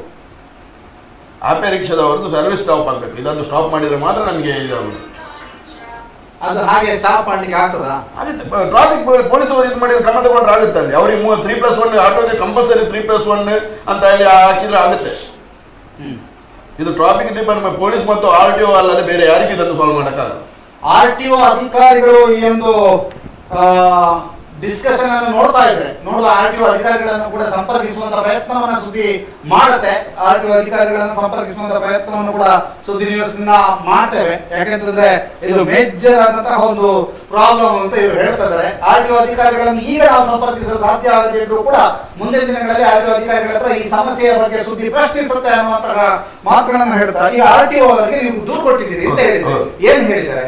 ಅವ್ರು ಅದೇ ನಾವು ಮಾತಾಡ್ತೀವಿ, ನೀವು ಅದು ಅವರಿಗೂ ಕರೆದು ಹೇಳಿದ್ದಾರೆ, ನೀವು ಅದನ್ನು ಇದು ಮಾಡಿ, ಇದಕ್ಕೆ ಮುಂದಿನ ಇದರಲ್ಲಿ ಪ್ರಾಬ್ಲಮ್ ಆಗುತ್ತೆ, ನೀವು ಅದನ್ನು ಏನಾದರೂ ಮಾತುಕತೆಯಾಗಿ ಬಗೆಹರಿಸ್ಕೊಳ್ಳಿ ಅಂತ ಹೇಳಿದ್ದಾರೆ ಅವರು. RTO ಅವರು ಅಲ್ಲಿ ಸ್ಪಾಟಿಗೆ ಬಂದು ಹೇಳಿದ್ದಾರೆ, ನೀವು ಅಡ್ಡ ಸೀಟನ್ನೆಲ್ಲ ತೆಗೀರಿ, ಅಡ್ಡ ಸೀಟೆಲ್ಲ ಇರ್ತಾರಲ್ಲ ಅದನ್ನೆಲ್ಲ ತೆಗೀರಿ ಅಂತ ಹೇಳಿದ್ದಾರೆ. ಆದ್ರೆ ಅಲ್ಲಿ ಏನೋ ಇವರು ಆಪೆ ರಿಕ್ಷಾದವರು ಯಾವುದೇ ಕ್ರಮ ತಗೊಂಡಿಲ್ಲ. ಅವ್ರದ್ದು ಬೇರೆ ಯೂನಿಯನ್ ಇದೆ, ಎಷ್ಟು ಆಟೋಗಳಿರ್ಬೋದು? 40-50 ಆಟೋ ರಿಕ್ಷಾ ಇದೆ ಇವ್ರದ್ದು. ಉಜಿರೆ ಟು ಬೆಳ್ತಂಗಡಿ. ಇನ್ನು ಅದು ಬೇರೆ, ಮಳೆಬಟ್ಟು ಟು ಇದು ಬೆಳ್ತಂಗಡಿ ಟು ಕೊಯ್ಯೂರು ಬೇರೆ ಇದೆ. ಇನ್ನು ಮಂಜೋಟಿ ಕಡೆ ಬೇರೆ ಇದೆ, ಈ ಕಡೆ ಗುರಣಿಕೆರೆ ಕಡೆ ಬೇರೆ ಇದೆ. ಅದೆಲ್ಲ ಅವ್ರವ್ರದ್ದು ಒಂದೊಂದು ಯೂನಿಯನ್ ಮಾಡೋದು, ಅವ್ರವ್ರ ಒಂದು ಇದು ಮುನ್ನಂತೇರಿಗೆ ಒಂದು ಬೇರೆ ಇದೆ. ಅದೆಲ್ಲ ಇದೆ. ಈಗ ನಿಮಗೆ FC ಮಾಡುವಂತದ್ದು ಇರ್ಬೋದು ಅಥವಾ ಇನ್ನಿತರ ಎಲ್ಲ ನಿಯಮಗಳನ್ನು ನೀವು ಫಾಲೋ ಮಾಡ್ತಾ ಇದ್ದೀರಿ. ಈ ದೂರು ಕೊಟ್ಟಂತ ಸಂದರ್ಭದಲ್ಲಿ ನೀವು ಮಾತಾಡ್ಕೊಳ್ಳಿ ಅಂತ ಹೇಳುವಂಥದ್ದು, ಅಥವಾ ನೀವೇನಾದ್ರೂ RTO ಅವರಿಗೆ ಹೇಳಿಲ್ವಾ, ಇಲ್ಲ ನಾವೆಲ್ಲ ಬಿಡ್ತೇವೆ ಅವ್ರನ್ನ ಕರೀರಿ ಮಾತಾಡ್ತೇವೆ ಅಂತ ಹೇಳಿದೆ? ಅವರು ಒಮ್ಮೆ ಬಂದು RTO ಬಂದಲ್ಲಿ ಸ್ಪಾಟಿಗೆ ಬಂದು ಹೇಳಿ ಹೋಗಿದ್ದಾರೆ ಅವರಿಗೆ, ಏನಂತ ಈ ತರ ನೀವು ಈ ತರ ಮಾಡಬೇಡಿ ಅಂತ ಹೇಳಿ ಹೋಗಿದ್ದಾರೆ ಅವರಿಗೆ. ನೋಡಿ, FC ಗೆ ಹೋಗುವಾಗ ಅವ್ರು ಏನು ಮಾಡ್ತಾರೆ ಗೊತ್ತುಂಟಾ? ಬ್ಯಾಕ್ ಸೈಡ್ ಇದ್ದ ಸೀಟ್ ಅಂತ ತೆಗಿತಾರೆ. ಡ್ರೈವರ್ ಹಿಂದ್ಗಡೆ ಇದ್ದ ಸೀಟ್ ಉಂಟು, ಅದರಲ್ಲಿ 4 ಮಂದಿ ಕೂತ್ಕೊಳ್ಳಿಕ್ಕೆ ಆಗ್ತದೆ, 4 ಮಂದಿ ಕೂತ್ಕೊಳ್ಳಿಕ್ಕೆ ಆಗ್ತದೆ ಆಪೇದಲ್ಲಿ. ಅದನ್ನು ತೆಗಿತಾರೆ ಅವರು FC ಗೆ ಹೋಗುವಾಗ. ಆಗ RTO ಏನು ಮಾತಾಡ್ದಿಲ್ಲ, ಅಂದ್ರೆ ಅದು ತೆಗೆದಾಕಿದಾರಲ್ಲ, ಮಾತಾಡ್ದಿಲ್ಲ. ಈಗ ಅದನ್ನು ತೆಗಿಬೇಕು ಅಂತಂದಾಗ ಈ ನೇರ ಪ್ರಸಾರವನ್ನ ನೋಡ್ತಾ ಇರುವಂತಹ ಆಪೆ ರಿಕ್ಷಾದವರು ಬೇರೆ ರೀತಿ ಈಗ ಸಂಪರ್ಕದಲ್ಲಿ ಸಿಗ್ತಾ ಇದ್ದಾರೆ. RTO ಅಧಿಕಾರಿಗಳಾಗಿರುವಂತಹ ಚರಣ್ ಸರ್ ಸಂಪರ್ಕದಲ್ಲಿ. ಸರ್ ನಮಸ್ತೆ. ಸರ್ ನಮಸ್ತೆ. ಹಲೋ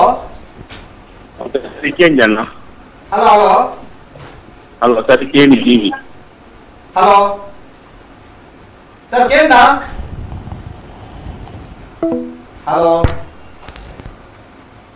ಹಲೋ ಸಂಪರ್ಕ ಮತ್ತೆ ನಾವು ಪ್ರಯತ್ನವನ್ನ ಮಾಡ್ತೇವೆ ಸಂಪರ್ಕಕ್ಕೆ. RTO ಅಧಿಕಾರಿಯವರಿಗೆ ಸಂಪರ್ಕಕ್ಕೆ ಸಿಗ್ತಾ ಇದ್ರು, ನೋಡುವ ಸಂಪರ್ಕ ಸಾಧ್ಯ ಆಗ್ತಿಲ್ಲ, ತಾಂತ್ರಿಕ ತೊಂದರೆ ಇಲ್ಲ.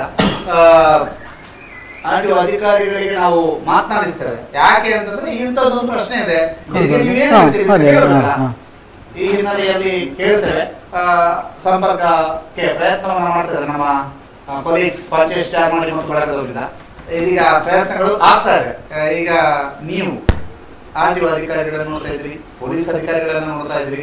ಒಂದು ನಿಮ್ಮ ಪ್ರಕಾರ ಪ್ರಯಾಣಿಕರು ಆಟೋಗೆ ಹತ್ತುವ ಮೊದಲು ಇಂಥದ್ದನ್ನೆಲ್ಲ ನೋಡಬೇಕು, ಪ್ರಯಾಣಿಕರ ವ್ಯೂ ಪಾಯಿಂಟ್ ಅಲ್ಲಿ ಹೇಳೋದಾದ್ರೆ ಏನೆಲ್ಲ ಅವರು ಗಮನಿಸಬೇಕು? ಆಟೋ ಸೇಫಿನ ದೃಷ್ಟಿಕೋನದಲ್ಲಿ ಏನೆಲ್ಲ ನೀವು ಇಟ್ಕೊಳ್ಬೇಕು ರೂಲ್ಸ್ ರೆಗ್ಯುಲೇಷನ್ ಪ್ರಕಾರ? ಆಟೋ ಸೇಫಿನ ಒಂದು DL, ಪರ್ಮಿಟ್, ಇನ್ಸೂರೆನ್ಸ್, ಇಷ್ಟು ಇದ್ರೆ ಸಾಕು. ಸಾಕು. ಅದು ಇನ್ಸೂರೆನ್ಸ್ ಮೈನ್ ಬೇಕು. ಮತ್ತು ಅವ್ರು ನೋಡ್ಬೇಕು, ಅವ್ರಿಗೆ ಒಂದು ಒಂದು ಜ್ಞಾನ ಅಂತ ಬೇಕು. ಯಾಕಂತೇಳಿ ಒಂದು ಆಟೋ ರಿಕ್ಷಾದಲ್ಲಿ ಎಷ್ಟು ಜನ ಕೂತ್ಕೊಳ್ತಾರೆ. ಈಗ ಅವರು ಹತ್ತಿ ಅಂತ ಹೇಳೋದು ಹತ್ತಿಸ್ತಾರೆ. ಈಗ ನೋಡಿರ್ಬೋದು ನೀವು ಉಜಿರೆ ಬೆಳ್ತಂಗಡಿ ಮಾಡುವಾಗ ಅವರು ಆ ಮನೆಯಲ್ಲಿ ಅಲ್ಲಿ ಕೂತ್ಕೊಳ್ಳಿ ಇಲ್ಲಿ ಕೂತ್ಕೊಳ್ಳಿ ಅಂತ ಕೂತ್ಕೊಳ್ತಾರೆ. ಅವ್ರನ್ನ ಆ ಕಡೆ ಕಾಲು ಹಾಕಿ ರಿಕ್ಷಾದಲ್ಲಿ ಕೂತ್ಕೊಳ್ಳೋಕೆ ಮಿನಿಮಮ್ 3 ಜನ ಅಂತೇಳಿ ಅದು ಅವ್ರಿಗೆ ಗೊತ್ತಿರಬೇಕು. ನಾವು ಕೂತ್ಕೊಳ್ಳಿಸೋ ಇದೆ ಇವರಿಗೆ ಆಟೋದಲ್ಲಿ ಕೂತ್ಕೊಳ್ಳೋರಿಗೆ ಗೊತ್ತಿರ್ಬೇಕಾಗುತ್ತೆ. ಆರ್ಟಿಒ ಅಧಿಕಾರಿಗಳಾಗಿರುವಂತಹ ಚರಣ್ ಅವರು ಸಂಪರ್ಕದಲ್ಲಿದ್ದಾರೆ. ಸರ್ ನಮಸ್ತೆ. ನಮಸ್ತೆ. ಇದು ಕೇಳುದಿಲ್ಲ ಸರಿ. ಈಗ ಕೇಳ್ತಾ ಉಂಟಾ? Hello sir. ಹಲೋ, ಮಂಜುನಾಥ್ ಮಾತಾಡೋ ಕೇಳ್ತಾರೆ, ನಿಮ್ಮಲ್ಲಿ ಕೇಳ್ತಾ ಇಲ್ಲ, ಎಂತ ಅಂತ ಗೊತ್ತಾಗೋದಿಲ್ಲ. ಈಗ ಕೇಳ್ತಾ ಉಂಟಾ? ಸ್ವಲ್ಪ ಕೇಳ್ತಾರೆ, ಹೇಳಿ. ನನ್ನ ಪ್ರಶ್ನೆ ಕೇಳಿಬಿಡ್ತೇನೆ. ಈಗ ಇಲ್ಲಿ ಕುಳಿತವರು ಎಂಗೇಜ್ ಮಾಡುವಂತಹ ಆಟೋದ ಚಾಲಕ ಮಾಲಕರ ಸಂಘದ ಗೌರವಾಧ್ಯಕ್ಷರು, ಕಾರ್ಯದರ್ಶಿ, ಅಧ್ಯಕ್ಷ ಎಲ್ಲರಿದ್ದಾರೆ. ಹೇಳಿ. ಅವರು ಹೇಳ್ತಾ ಇರುವಂತದ್ದು, ನಮಗೆ ಈ ಆಟೋ ರಿಕ್ಷಾದವರು 8-9 ಜನರನ್ನ 7-8 ಜನರನ್ನ ಕೂರಿಸ್ತಾರೆ, 3+1 ನಿಯಮವನ್ನ ಪಾಲಿಸುವುದಿಲ್ಲ ಅಂತ. ಅದಕ್ಕೆ ನಮ್ಗೆ ಒಂದೆರಡು ಸಿಕ್ಕಿದ್ರೆ ಕೇಸ್ ಆಗ್ತಾ ಇದ್ದೇವೆ ನಾವೀಗ. ತಪ್ಪದು. ಓಕೆ, ಹೌದು, ಕೇಸ್ ಆಗ್ತಿದ್ದೀರಾ? ಹೌದೌದು, ಕೇಸ್ ಆಗ್ತಿದ್ದೇವೆ. ಮತ್ತೆ ಒಂದೆರಡು ಹಾಕಿದ ಕೂಡಲೇ ಅಲ್ಲಿ ಸ್ಟಾಪ್ ಆಗುತ್ತೆ. ಓಕೆ. ಅಲ್ಲ ಸರ್, ಈಗ 2 ಯೂನಿಯನ್ ಅವರನ್ನ ಕೂರಿಸಿ ಮಾತಾಡಿಸ್ಲಿಕ್ಕೆ ಆಗುದಿಲ್ವಾ? ಹಲೋ, 2 ಯೂನಿಯನ್ ಅವರನ್ನ ಕೂರಿಸಿ ಮಾತಾಡಿಸ್ಲಿಕ್ಕೆ ಆಗುದಿಲ್ವಾ? ಕೇಳುದಿಲ್ಲಲ್ಲ ಅವರು. ಕೇಳುದಿಲ್ವಾ? ಇದಕ್ಕೆ ಈಗ ಪರಿಹಾರ ಹೇಗೆ ಸರ್? ಪರಿಹಾರ ನಾವು ಕೇಸೇ ಹಾಕುದು. ಕೇಸೆಯಾ? ಹೌದು. ಓಕೆ, ನೋಡುವ. ಈಗ ಧನ್ಯವಾದ ಸರ್ ನಮ್ಮ ಜೊತೆ ಮಾತಾಡಿದಕ್ಕೆ. ಕೇಳ್ತಾ ಇಲ್ಲ. ಓಕೆ, ನಮ್ಮ ಜೊತೆ ಮಾತನಾಡಿದಕ್ಕೆ ಧನ್ಯವಾದ. ಆಯ್ತು, ಮಾತಾಡಿ. ಓಕೆ, ಇದೀಗ ಅವ್ರು ಹೇಳ್ತಾ ಇರುವಂತದ್ದು ಕೇಳ್ತಿಲ್ಲ ಅಂತ. ಇದಕ್ಕೆ ಏನ್ ಹೇಗೆ ಆನ್ಸರ್ ಮಾಡ್ಬೇಕು? ಕೇಳ್ತಿಲ್ಲ ಅಂತೆ. ಕೇಳ್ತಿಲ್ಲ ಇದ್ರೆ ಅವ್ರು ಏನ್ ಮಾಡ್ಬೇಕು? ಕೇಸ್ ಹಾಕೊಂಡು ಸಿಕ್ಕಲ್ಲಿ ಕೇಸ್ ಹಾಕಿದ್ರೆ ಸರಿ ಆಗ್ತದೆ ಅದು ಮತ್ತೇನಾಗುದಿಲ್ಲ. ಎಲ್ಲರಿಗೂ ಅಷ್ಟೇ, ನಾವು ಕೂತ್ಕೊಳಿಸಿ ನಮಗೂ ಕೇಸ್ ಬೀಳುತ್ತೆ. ಓಕೆ, ನೀವು ಕೂರಿಸಿದ್ರೆ ನಿಮಗೂ ಕೇಸ್, ಎಲ್ಲರಿಗೂ ಕೇಸ್ ಹಾಕಿ ಯಾವಾಗ ಕರೆಕ್ಟ್ ಆಗುತ್ತೆ, ಕರೆಕ್ಟ್ ಇದರಲ್ಲಿ ಬರುತ್ತೆ. ಎಸ್, ನಾವು ಇದೇ ವೇದಿಕೆಯಲ್ಲಿ ಸರ್ವಿಸ್ ಮಾಡುವಂತಹ ಆಟೋ ಯೂನಿಯನ್ ಅವರನ್ನು ಕೂಡ ಮುಂದಿನ ದಿನಗಳಲ್ಲಿ ಕೂರಿಸ್ತೇವೆ. ಅವರ ಹತ್ರನೂ ಮಾತಾಡಿಸ್ತೇವೆ, ಅವರ ಸಮಸ್ಯೆಗಳನ್ನು ಕೇಳ್ತೇವೆ. ಎಲ್ಲದರ ಬಗ್ಗೆ ಕೂಡ ಅವರು ಕೂಡ ಮಾತಾಡ್ತಾರೆ. ಅವರು ನಿಮ್ಮ ವಿರುದ್ಧ ಏನಾದ್ರು ದೂರ ಇದ್ರು ಇದೇ ರೀತಿ ಮಾತಾಡ್ತಾರೆ. ಓಕೆನಾ? ಯಾಕೆ ನಾವು ಹೇಳಿದ್ದು ಅಂತಂದ್ರೆ, ನಾವು ಅವರ ವಿರುದ್ಧ ಅಲ್ಲ, ಒಂದು ರೂಲ್ಸ್ ರೆಗ್ಯುಲೇಷನ್ ಅಂತ ಅವರನ್ನು ಕೂಡ ಕೂರಿಸುವಂತ ಪ್ರಯತ್ನವನ್ನು ಮುಂದಿನ ದಿನಗಳಲ್ಲಿ ನಾವು ಮಾಡ್ತೇವೆ. ಮತ್ತು ರಿಕ್ಷಾದಲ್ಲಿ ಬೇರೆ ಬೇರೆ ಯೂನಿಯನ್ಗಳಿವೆ ಅನ್ನುವಂತ ಮಾಹಿತಿಗಳಿದ್ದಾವೆ. ಆ ಎಲ್ಲ ಯೂನಿಯನ್ಗಳನ್ನು ಕೂಡ ಕೂರಿಸುವಂತ ಕೆಲಸವನ್ನ ನಾವು ಮಾಡ್ತೇವೆ. ಮೊದಲನೇದಾಗಿ ಚರಣ್ ರಾಜ್ ಅವರು ಹೇಳ್ತಾ ಇರುವಂತದ್ದು, ನಿಮ್ಮ ರಸ್ತೆ ಹೇಗಿದೆ ಚರಣ್? ನಮ್ದು ಕಾಶಿಬೆಟ್ಟು ಅರಳಿಗೆ ಹೋಗುವ ರಸ್ತೆ ಅಂತೂ ಮನುಷ್ಯ ಹೋದ್ರೆ ನಾವು ರಿಟರ್ನ್ ಬರುವಾಗ ಬೇರಿಂಗ್ ಒಂದು ಚೇಂಜ್ ಹಾಗೆ ಹೇಳಬೇಡಿ ಅಂತ. ನಿಮ್ದು ಮನೆಯಲ್ಲಿ ಡೈಲಿ ಹೋಗುದಿಲ್ಲ?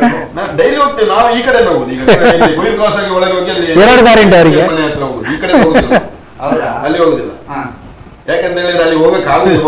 ಈಗ ಅಷ್ಟಾದ ನಂತರ ಎಷ್ಟು ಬೇರಿಂಗ್ ಚೇಂಜ್ ಆಯ್ತು? ಇಲ್ಲ, ನಂದು ಈಗ ಹೊಸ ಗಾಡಿಯಲ್ಲಿ 3 ಸಲ ಚೇಂಜ್ ಮಾಡಿ ಆಯ್ತು. ನಂದು 6 ತಿಂಗಳಾಗುದು ಗಾಡಿ. ನನ್ನ ಗಾಡಿ ಹೊಸತ್ತಾಗಿ ಬಂದು 6 ತಿಂಗಳಾಗಿ 3 ಸಲ ಚೇಂಜ್ ಮಾಡಿ.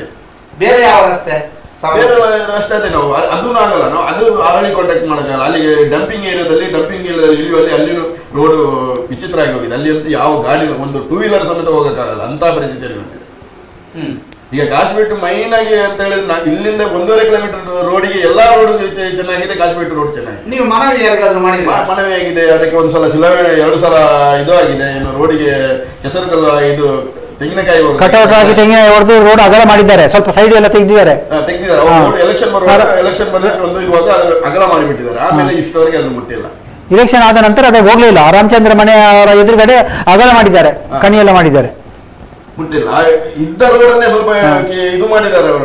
ಅದು ಇದು ಮಾಡಿ ಯಾವುದು ರಸ್ತೆಯನ್ನು ಕ್ಲೀನ್ ಮಾಡಿ ಅಂತ ಒಂದಲ್ಲ 5 ಕಡೆಯಲ್ಲಿ ಉಂಟು. ಗುರಿಂಗಾನಕ್ಕೆ ಹೋಗ್ಲಿಕ್ಕೆ ಸಾಧ್ಯ ಇಲ್ಲ. ಗುರಿಂಗಾನ ಅಂದ್ರೆ ಇದೆ ಪುತ್ರಬಾಯಿಯಿಂದ ಒಳಗಡೆ ಅದೊಂದು, ಮತ್ತೊಂದು ಕಾವಟೆ ಲಾಯ್ಲದ ಸ್ಮಶಾನ ರೋಡು ಕಾವಟೆ, ಮತ್ತೊಂದು TB ಕ್ರಾಸ್ ಗುರೇಂಕೆರೆಯಲ್ಲಿ ಪಿಲ್ಚಾಂಡಿಗಲ್ಲೆಲ್ಲ ಒಳಗಡೆ ಹೋಗ್ಲಿಕ್ಕೆ ಉಂಟು. ಎಷ್ಟು ವರ್ಷ ಆಯ್ತು? 10-15 ವರ್ಷ ಆಯ್ತು ನಾವು ನೋಡ್ತಾ ಇದ್ದೇವೆ. ಒಂದೇ ಚೂರು ಮುಟ್ಲಿಲ್ಲ. ಹಾಗೆಂತ ಹೇಳಿ ಕೆಲವು ಕಡೆಯಲ್ಲಿ ಒಳ್ಳೇದಾಗಿದೆ, ಆಗ್ಲಿಲ್ಲ ಅಂತ ಹೇಳಿ ಎಲ್ಲದನ್ನು ನಾವು ಆಗ್ಲಿಲ್ಲ ಅಂತ ಸದರ ಮಟ್ಟಿಗೆ ಬೆಳ್ತಾಯಿ ನಗರದೊಳಗೆ ಎಲ್ಲಾ ರೋಡು ಒಳ್ಳೇದು, ಒಳ್ಳೆ ಬೆಸ್ಟ್ ಆಗಿದೆ. ನೋಡಿ, ಆದದ್ದನ್ನು ಆಗಿದೆ ಅಂತ ಹೇಳ್ಬೇಕು, ಆಗದ್ರೇನು ಆಗ್ಲಿಲ್ಲ ಅಂತೇಳಿ ನಾವು ದೂರಲಿಕ್ಕೆ ಬಾರ್ದು. ಒಳ್ಳೇದಾಗಿದೆ, ಕೆಲವು ಕಡೆಯಲ್ಲಿ ಆಗಲಿಲ್ಲ, ಇನ್ನು ಕ್ರಮೇಣ ಶಾಸಕರು ಮಾಡುವರು ಅಂತ ಹೇಳಿ ನಮಗೆ ಧೈರ್ಯ ಉಂಟು, ವಿಶ್ವಾಸ ಉಂಟು. ಓಕೆ, ಬೇರೆ ಬೇರೆ ಸಮಸ್ಯೆ ಅಂತ ಹೇಳಿದ್ರೆ ಉಚಿತ ಪ್ರಯಾಣ ಮಹಿಳೆಯರಿಗೆ ಅದಕ್ಕೆ ಶಕ್ತಿ ಯೋಜನೆ ಶಕ್ತಿ ಆಗಿದೆ ಅಲ್ಲ, ಆಟೋ ರಿಕ್ಷಾದವರಿಗೆ ಮತ್ತು ಟ್ಯಾಕ್ಸಿ ಅವರಿಗೆ ಇದಾಗಿದೆ, ಏನು ನಿಶಕ್ತಿ ಆಗಿದೆ. ನಮಗೆ ಏನಂದ್ರೆ ಬಲ ಇಲ್ಲದಂಗೆ ಆಗಿದೆ. ಅವರ ಶಕ್ತಿ ಯೋಜನೆಯಲ್ಲಿ ನಮಗೆ ಬಲ ಇಲ್ಲದಂಗೆ ಆಗಿದೆ. ಯಾಕೆ ಅಂತ ಹೇಳಿದ್ರೆ ಇವಾಗ ಫ್ರೀ ಇದೆ, ಎಲ್ಲಿ ಹೋಗ್ಬೇಕಾದ್ರೆ ಫ್ರೀ ಇದೆ. ನೀವು ಬೆಳ್ತಂಗಡಿಯಿಂದ ಉಜಿರೆವರೆಗೆ ಬರೋದಾದ್ರು ಒಂದು ಹೆಂಗಸರು ಕೈ ಹಿಡಿಯುದಿಲ್ಲ, ಗಂಡಸರು ಮಾತ್ರ ಕೈ ಹಿಡಿಯುದು. ಹಾಗೆ ಹೇಳಲಿಕ್ಕಿಲ್ಲ. ಯಾಕೆ ಗೊತ್ತಾ, ಬೆಳ್ತಂಗಡಿಯಿಂದ ಉಜಿರೆ ತನಕ ಬರ್ತೀರಿ, ಬರ್ತಾರೆ. ಇಲ್ಲಿಂದ ಗುರಿಂಗಾನಕ್ಕೆ ಹೋಗ್ಬೇಕಂದ್ರೆ ನಿಮ್ಮ ಆಟೋ ಇರ್ಬೇಕಲ್ಲ. ಎಲ್ಲಿ ಗುರಿಂಗಾನಕ್ಕೆ ಹೋದ್ರೆ ನಾವು ಹೋಗಕ್ಕೆ ಹೇಳುದಿಲ್ಲ. ಯಾಕೆ ಕಣ್ಣಾಜೆಗೆ ಶಕ್ತಿ ಯೋಜನೆ ಬಸ್ ಉಂಟಾ? ಬಸ್ ಇಲ್ಲ. ಮತ್ತೆ ಕಣ್ಣಾದಿಗೆ ಹೋಗಿ ಇಲ್ಲಿ ಶಾರ್ಟ್ ಕಟ್ ಮಾಡಿ ಅಲ್ಲಿ ನಡ್ಕೊಂಡು ಹೋಗ್ತಾರೆ. ಇವಾಗ ಈಗ ಏನಂದ್ರೆ 10 ರೂಪಾಯಿ ಕೊಡಕ್ಕಿನ ಮುಂದೆ ಅದನ್ನ ಹೇಳಿ ಇಲ್ಲ. ಶಕ್ತಿ ಯೋಜನೆ ಎಂತಲ್ಲ ನಮ್ಮ ಆಟೋ ರಿಕ್ಷಾದವರಿಗೆ ಅಂತೂ ದೊಡ್ಡ ಹೊಡೆತ. ಓಕೆ, ಇಲ್ಲ ಮುಂಚೆ ಹೇಗಿತ್ತು? ಮುಂಚೆ ಅದು ಬಾಡಿಗೆಲ್ಲ ಸಿಗ್ತಾ ಇತ್ತು ನಮ್ಗೆ. ಇಲ್ಲಿಗ ಇದ್ರಲ್ಲೇ ಈಗ ಲಾಂಗಿಗೆಲ್ಲ ಬಸ್ ಇದು ಬಾಡಿಗೆ ಸಿಕ್ತು. ನೆರಿಯ ಈಗ ಪುಂಜಲಗಟ್ಟೆ ಎಲ್ಲ ಬಾಡಿಗೆ ಸಿಗ್ತಾ ಇತ್ತು. ಇವಾಗ ಅಲ್ಲಿಗೆಲ್ಲ ಬಾಡಿಗೆನೇ ಇಲ್ಲ. ಸಿಕ್ಕಿದ್ರೆ 30-40 ರೂಪಾಯಿ ಬಾಡಿಗೆ. ನೀವು ಹೇಳಿದಂಗೆ ಲೋಕಲ್ಗೆ ಮಾತ್ರ ಈಗ ಬಾಡಿಗೆ ಸಿಗುದು. ಗಂಡಸರು ಬರೋದಿಲ್ಲ ಸರಿ, ಹೆಂಗಸಿಗೆ ಫ್ರೀ ಇದಲ್ಲ. ಗಂಡಸರು ಮಾತ್ರ ಹೆಂಗಸರು ಒಟ್ಟಿಗೆ ಕುತ್ಕೊಂಡು ಹೋಗ್ತಾರೆ. ಈಗ ರಿಕ್ಷಾದಲ್ಲಿ ಬರೋದಿಲ್ಲ. ಇಬ್ಬರಿ ಒಂದಾದ್ರೂ ಫ್ರೀ ಸಿಗುತ್ತಲ್ಲ, ಉಚಿತ.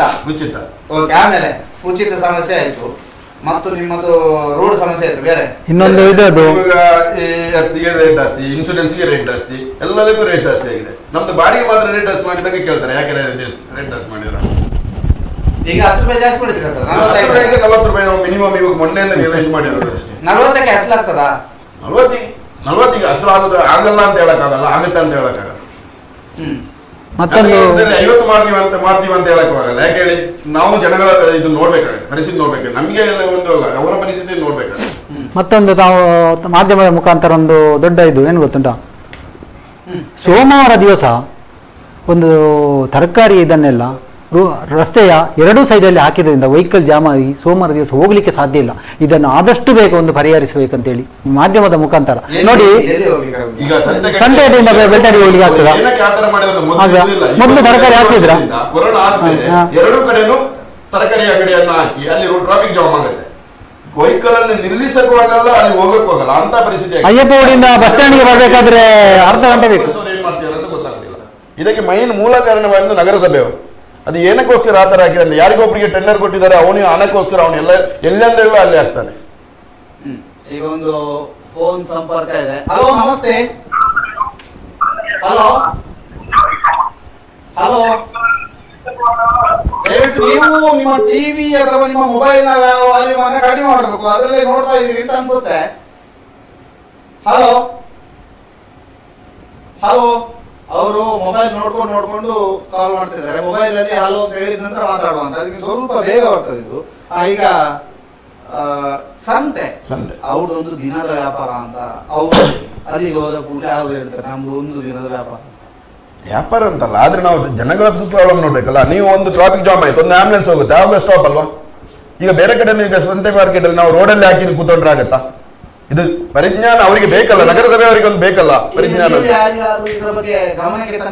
ನೋಡಿ, ಇದನ್ನು ಮೊನ್ನೆ ನಗರ ಪಂಚಾಯತ್ನ ಸಭೆಯಲ್ಲಿ ತಹಶೀಲ್ದಾರ್ ಇರುವಾಗ.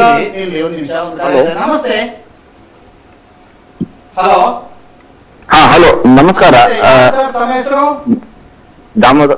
ದಾಮೋದರ್ ಸರ್, ನಾನು ಆಶೀಶ್ ಅಂತ. ನಾನು ಮಾತಾಡ್ತಿರೋದು ಮಾತ್ರ ಬೆಳ್ತಂಗಡಿಯಿಂದ ಮಣಿಪಾಲಿಂದ. ಬಟ್ ಆಟೋ ವಿಷಯ ಅಂತ ಫೋನ್ ಮಾಡಿ. ಏನ್ ಗೊತ್ತ ಸರ್, ಆಕ್ಚುಲಿ ನಾನ್ ಧರ್ಮಸ್ಥಳಕ್ಕೆ ಎವ್ರಿ ಇಯರ್ ಒಂದ್ಸಲ ಹೋಗ್ಬೋದು. ಅಲ್ಲಿ ಬೆಳ್ತಂಗಡಿ ಟು ಆಟೋ ಉಂಟಲ್ಲ. ಮಣಿಪಾಲ್.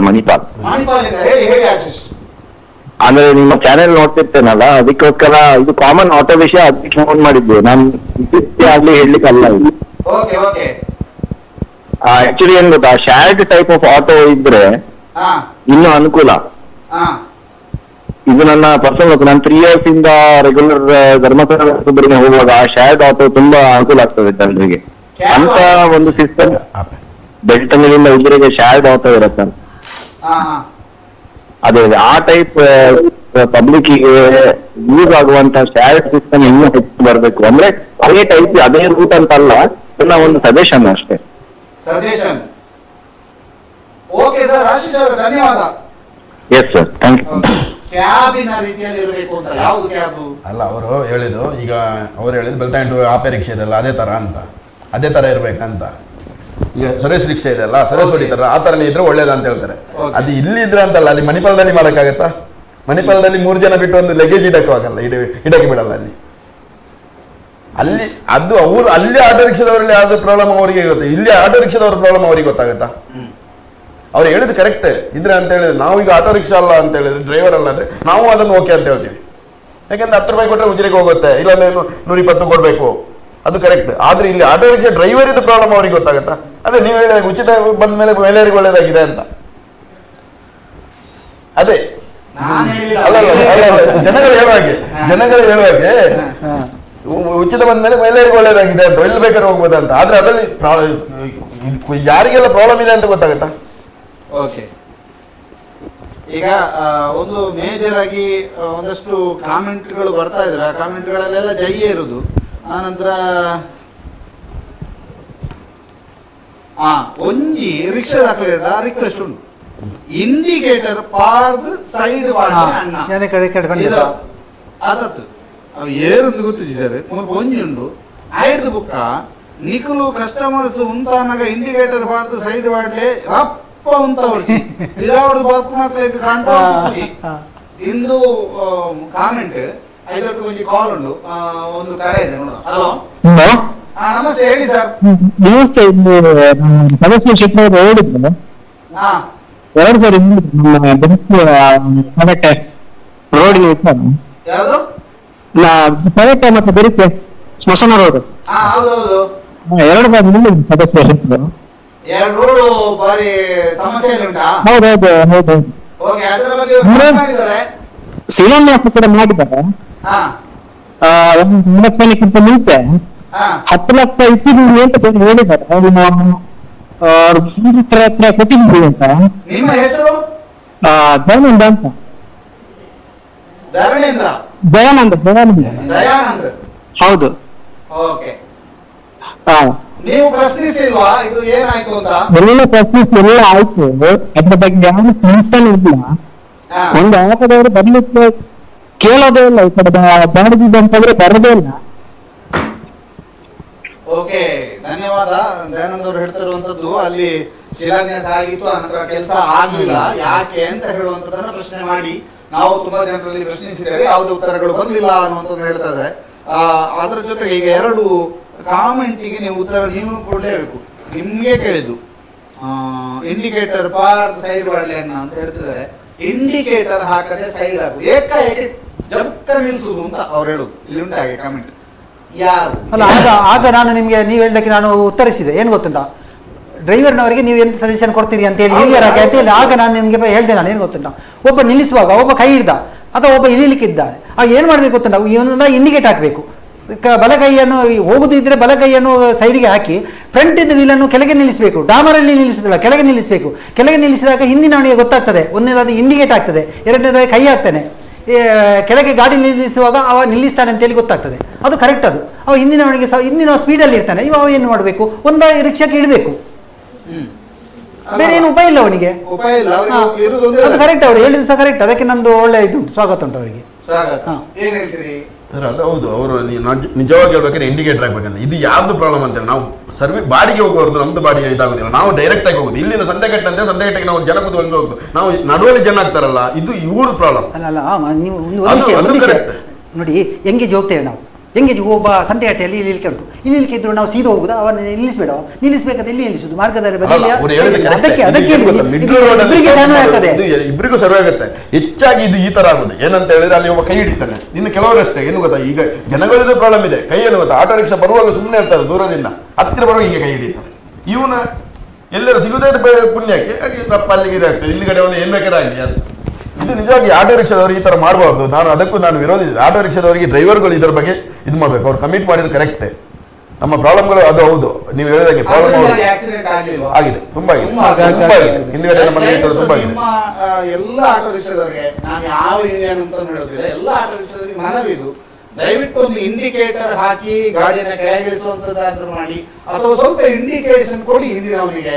ಅವನು ಏಕಾಏಕಿ ಒಂದು ಡಿಕ್ಕಿ ಹೊಡೆಯುವಂತದ್ದನ್ನ ಮಾಡಬೇಡಿ, ದಯವಿಟ್ಟು ಸಹಕರಿಸಿ. ಅದರ ಜೊತೆಗೆ ಒಂದು ಆಟೋದಿಂದ ಹೋಗುವಾಗ ಸ್ವಲ್ಪ ಎಚ್ಚರಿಕೆಯಿಂದ ಇದೆ, ಯಾಕಂದ್ರೆ ಅವರು ಸರ್ವಿಸ್ ಆಟೋನೋ ಅಥವಾ ಎಂಗೇಜ್ ಆಟೋನೋ ಅನ್ನುವಂಥದ್ದು ಇತರ ಪ್ರಯಾಣಿಕರು ಕೂಡ ಒಂದು ನೋಡ್ಕೊಂಡೇ ಹೋಗಿ, ಅವ್ರಿಗೆ ಅಲ್ಲಲ್ಲಿ ಜನ ಇರ್ತಾರೆ ಹಾಕೋತಾರೆ ಅನ್ನುವಂಥದ್ದು ಒಂದು ಚಿಕ್ಕ ಪರಿಜ್ಞಾನ ನಮ್ಮಲ್ಲಿಯೂ ಕೂಡ ಇರಲಿ ಅನ್ನುವಂಥದ್ದನ್ನ ಹೇಳ್ತಾ ಈ ಸಮಸ್ಯೆಗೆ ಪರಿಹಾರ ಅವರವರೇ ಕಂಡುಕೊಳ್ಬೇಕು. ಇದಕ್ಕೆ ಸಮಸ್ಯೆ ಪರಿಹಾರ ಯಾರು? ಆದ್ರಿಂದ ಈಗ ಮೇಜರ್ ಆಗಿ ಬೆಳ್ತಂಗಡಿ ನಗರದಲ್ಲಿ ಮುಂದಿನ ದಿನಗಳಲ್ಲಿ ಭಾರಿ ಬದಲಾವಣೆಗಳಾಗ್ತವೆ ಅನ್ನುವಂಥದ್ದಿದೆ. ಈ ಕ್ಯೂ ಸಿಸ್ಟಮ್ ನಿಮ್ಮಲ್ಲಿ ಯಾಕಿಲ್ಲ?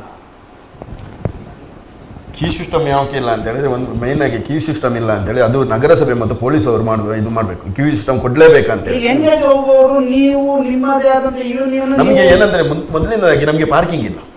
ನಮಗೆ ಕರೆಕ್ಟಾಗಿ ಪಾರ್ಕಿಂಗ್ ಮಾಡಿದ್ರೆ ಎಂಗೇಜ್ ಮಾಡ್ಬೋದು. ನಾವು ಎಲ್ಲಿ ಅಂತ ಪಾರ್ಕಿಂಗ್ ಮಾಡ್ಕೊಂಡು ಇದು ಮಾಡೋದು, ಕ್ಯೂ ಮಾಡೋದು. ನಾವು ಈಗ ಬಸ್ ಸ್ಟ್ಯಾಂಡ್ ಇರೋದು ಈ ಕಡೆ, ನಾವು ಇರೋದು ಆ ಕಡೆ, ನಾವು ಎಲ್ಲಿ ಅಂತ ಕ್ಯೂ ಮಾಡೋದು? ನಮಗೆ ಮುಖ್ಯವಾಗಿ ನಮಗೆ ಕ್ಯೂಗೆ ಜಾಗ ಬೇಕು, ನಮಗೆ ಪಾರ್ಕಿಂಗ್ಗೆ ಜಾಗ ಬೇಕು.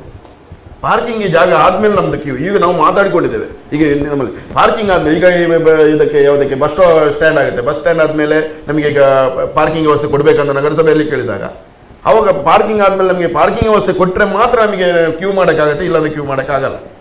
ಈಗ ಸಂತೆಗಟ್ಟೆಯಲ್ಲಿ ಕ್ಯೂ ಇದೆ, ಇಲ್ಲಿದೆ, ಇಲ್ಲಿ ಚರ್ಚಿ ರೋಡಲ್ಲಿ ಕ್ಯೂ ಇದೆ. ನಮಗೆ ಅಂತೇಳಿ ನಮಗೆ ಉಜಿರೇನು ನಮಗೂ ಇಲ್ಲ ಕ್ಯೂ. ಯಾಕೆ ಕ್ಯೂ ಸಿಸ್ಟಮ್ ಇಲ್ಲ? ಯಾಕೆ ನಮಗೆ ಪಾರ್ಕಿಂಗೇ ಇಲ್ಲ ಕರೆಕ್ಟಾಗಿ. ನಮ್ಗೆ ಇಲ್ಲೂ ಪಾರ್ಕಿಂಗ್ ಮಾಡಿದ್ರು ಅಷ್ಟೇ, ಅಂಗಡಿಯವನು ಹೇಳಕ್ಕೆ ಇಲ್ಲಿ ಜಾಗ ಬಿಡಿ, ಇಲ್ಲಿ ಜಾಗ ಬಿಡಿ ಅಂತ ಅವ್ರು ನಗರಸಭೆಗೆ ಆಯಿತು. ನಮಗೆ ಒಂದು ಇಲ್ಲಿ ಬೆಳ್ತಂಗಡಿ ನಗರದವರೇನೋ ಅಧೋಗತಿ ಆಗಿದೆ, ನಮಗೆ ಪಾರ್ಕಿಂಗ್ ಇಲ್ಲದೆ ಅಧೋಗತಿ ಆಗಿದೆ. ಇದು ನಮಗೆ ಮೊದಲನೇದಾಗಿ ಇಲ್ಲಿವರು ಪಾರ್ಕಿಂಗ್ ವ್ಯವಸ್ಥೆ. ನೀವು 30 ವರ್ಷ ಅಂದಿದ್ದೀರಿ, ಕ್ಯೂ ಸಿಸ್ಟಮ್ ಬೇಕು ಅಂತ ನಿಮಗೆ ಅನಿಸ್ಲಿಲ್ವಾ?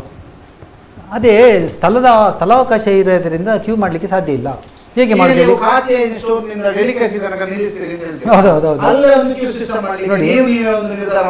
ಮಾಡೋದು ಈಗ ಬಸ್ ಈಗ ಇದಾಗ್ತದೆ ಅಲ್ಲ, ರೋಡ್ ಆದ ನಂತರ ಈ ಕ್ಯೂ ಸಿಸ್ಟಮ್ ಮಾಡೋ ಅಂದಾಜು ಉಂಟು. ಅದು ಹೇಗೆ ಗೊತ್ತುಂಟ, ಈಗ ಪೈಯವರ ಅಂಗಡಿ ಉಂಟಲ್ಲ ನಮ್ಮ ಈ ಲಾಸ್ಟಲ್ಲಿ, ಪೈಯವರಿಂದ ಅಲ್ಲಿ ಲಾಸ್ಟ್ ತನಕ ನಮ್ಮ ನಂದಿನಿ ಹಾಲು ಉಂಟಲ್ಲ ಅಲ್ಲಿ ತನಕ ಈ ಸೈಡಲ್ಲಿ ಕ್ಯೂ ಕೊಡ್ತಾರೆ ಅಂತ ಹೇಳಿದ್ರು ಪಂಚಾಯತಿಯಿಂದ. ನೆಕ್ಸ್ಟ್ ಇದಾದ ನಂತರ ಹಾಗೆ ಮತ್ತೆ ಕ್ಯೂ ಮಾಡೋದು ಅಂದಾಜು ಉಂಟು. ಹಾಗೆ ಮತ್ತೆ ಬೇರೆ ಇನ್ನೊಂದೇ ಅಂತ ಹೇಳಿದ್ರೆ, ಬಸ್ಸಿಂದ ಇಲ್ದವರು ಎಲ್ಲ ಕಡೆಯಿಂದ ಹೊರಗೆ ಬರ್ತಾರೆ. ಅದು ಒಂದು ಕಡೆಯಿಂದ ಇಲ್ಲದೆ 2 ಕಡೆಯಿಂದ ಹೊರಗೆ ಬಂದರೆ ಮಾತ್ರ ನಮಗೆ ಬಾಡಿಗೆ ಆಗುದು. ಈಗ ಇಲ್ಲಿ ನಮ್ಮ ಇಲ್ಲಿನೂ ಪ್ರೈವೇಟ್ ಬಸ್ಸಿಂದ ಇಳಿದು ಎದುರುಗಡೆಯಿಂದ ಬರ್ತಾರೆ, ಹಿಂದುಗಡೆಯಿಂದ ಹೊರಗೆ ಬರ್ತಾರೆ. ಅಲ್ಲಿ ಇಲ್ಲಿ ಬಸ್ಸಿನ ನಂದಿನಿ ಹತ್ರ ಹೊರಗೆ ಬರ್ತಾರೆ. ಅವಾಗ ನಮಗೆ ಎಲ್ಲಿಂದ ಪಾರ್ಕಿಂಗ್ ಇದು ಮಾಡೋದು, ಕ್ಯೂ ಮಾಡೋದು.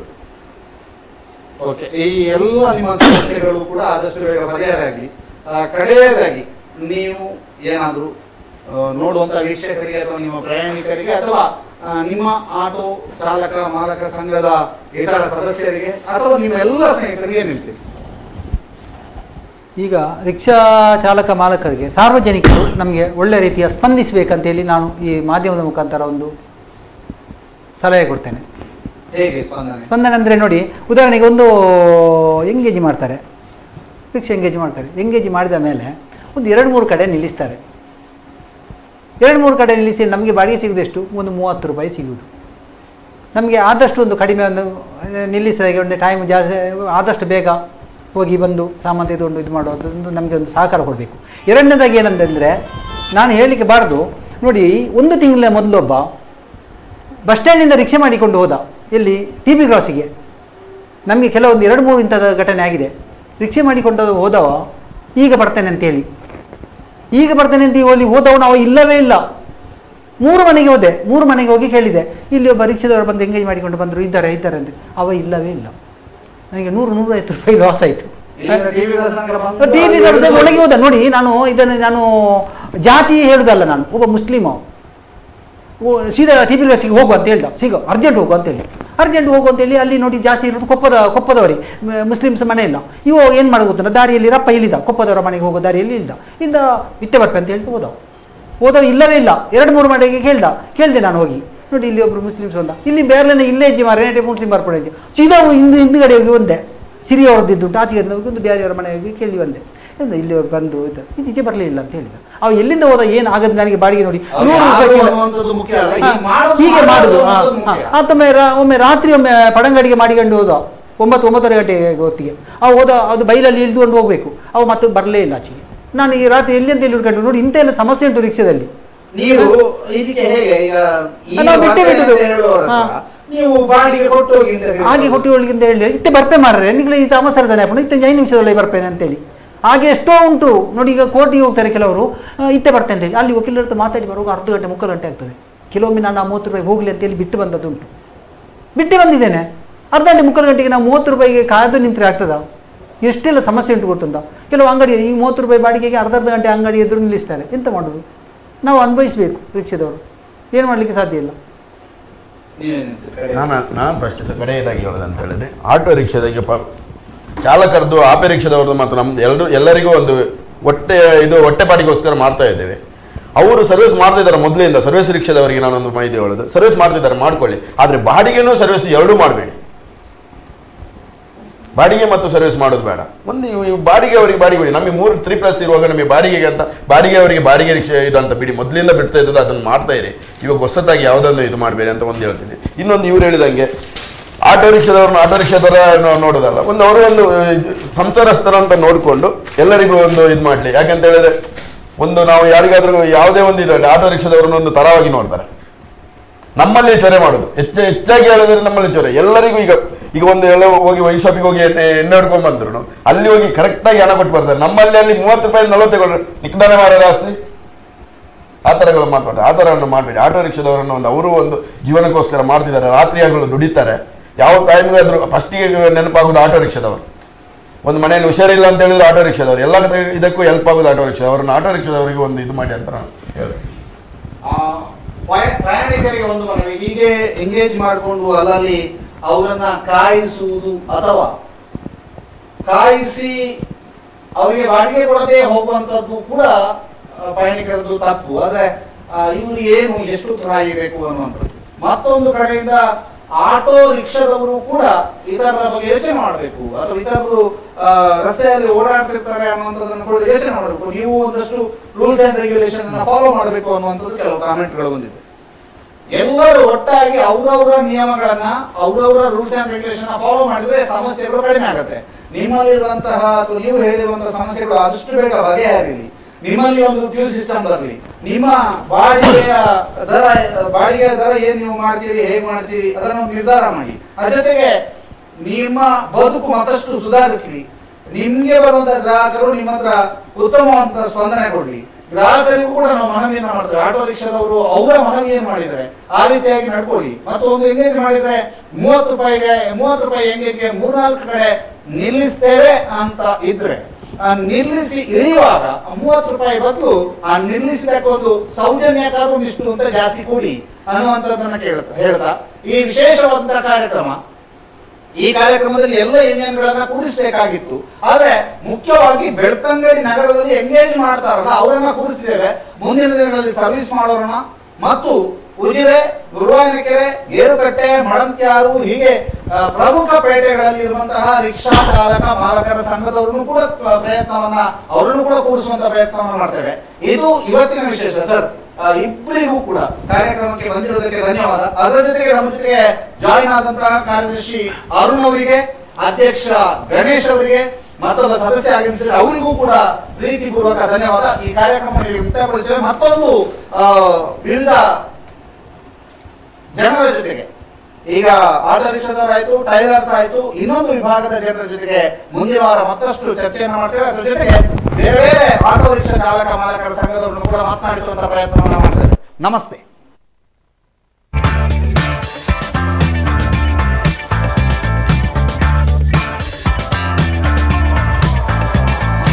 ಚೇತನಾಸ್ ಬ್ಯೂಟಿ ಲಾಂಜ್, ನಿಮ್ಮೊಳಗಿನ ಸೌಂದರ್ಯದ ಅನಾವರಣದ ತಾಣ. Aesthetic spa, makeup, hair styling, salon ಹೀಗೆ ಎಲ್ಲ ಸೌಂದರ್ಯವರ್ಧಕ ಸೇವೆಗಳು ಒಂದೇ ಸೂರಿನಡಿ. ಚೇತನಾಸ್ ಎಜುಕೇಶನಲ್ ಫೌಂಡೇಶನ್ ಮೂಲಕ ವೈವಿಧ್ಯಮಯ ಬ್ಯೂಟಿ ಕೋರ್ಸ್ಗಳು. ಮೇಕಪ್ ಆರ್ಟಿಸ್ಟ್ ಆಗಬೇಕೆಂಬ ಕನಸಿರುವವರಿಗೆ ಅತ್ಯುತ್ತಮ ಅವಕಾಶ. 2 ದಿನಗಳಿಂದ ಆರಂಭಿಸಿ 6 ತಿಂಗಳವರೆಗಿನ ವೈವಿಧ್ಯಮಯ ಬ್ಯೂಟಿ, ಮೇಕಪ್ ಕೋರ್ಸ್ಗಳು. ಅಂತಾರಾಷ್ಟ್ರೀಯ ಮಟ್ಟದಲ್ಲಿ ಸೌಂದರ್ಯವರ್ಧಕ ತರಬೇತಿ ಪಡೆದಿರುವ ಚೇತನಾ ಎಸ್ ಅವರಿಂದ ನುರಿತ ತರಬೇತಿ.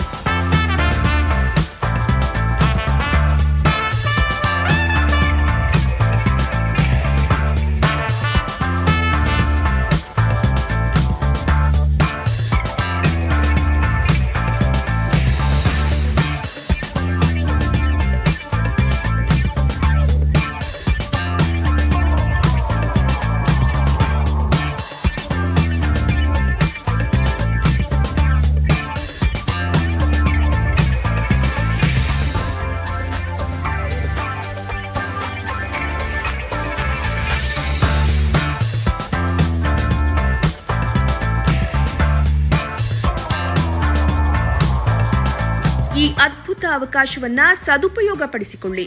ಚೇತನಾಸ್ ಬ್ಯೂಟಿ ಲಾಂಜ್ 3ನೇ ಮಹಡಿ, Kankanadi gate building, Kankanadi bypass ರಸ್ತೆ, ಮಂಗಳೂರು 575002. ಮೊಬೈಲ್ ಸಂಖ್ಯೆ 9845292411, 9108583714, 8904173914. Email chetanabeautystudio@gmail.com. Web www.cblaunch.com.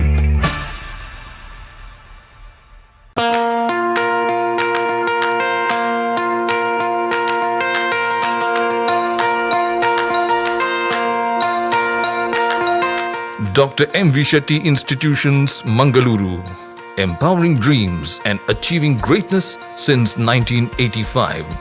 Dr. M.V. Shetty College prides itself in its history of 38 years. It undertook path-breaking initiatives in Indian higher education with the introduction of innovative and modern curricula, insistence on academic discipline, imparting of holistic education, and adoption of global higher education practices with the support of creative and dedicated staff. First private college in Karnataka offering diverse healthcare programs, offers you multiple of courses.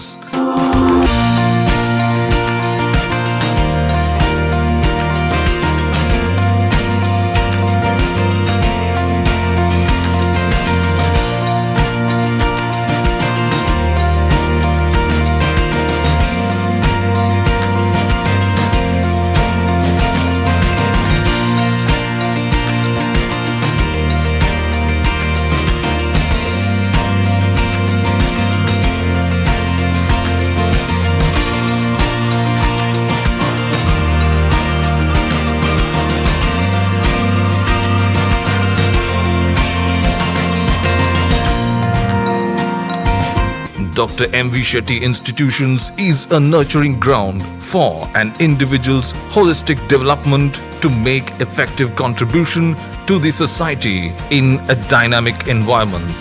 Dr. M.V. Shetty Institutions, Kavu Road, Vidyanagar, Mangaluru, Karnataka 575013. Contact 0824 248 1048, 0824 248 1096.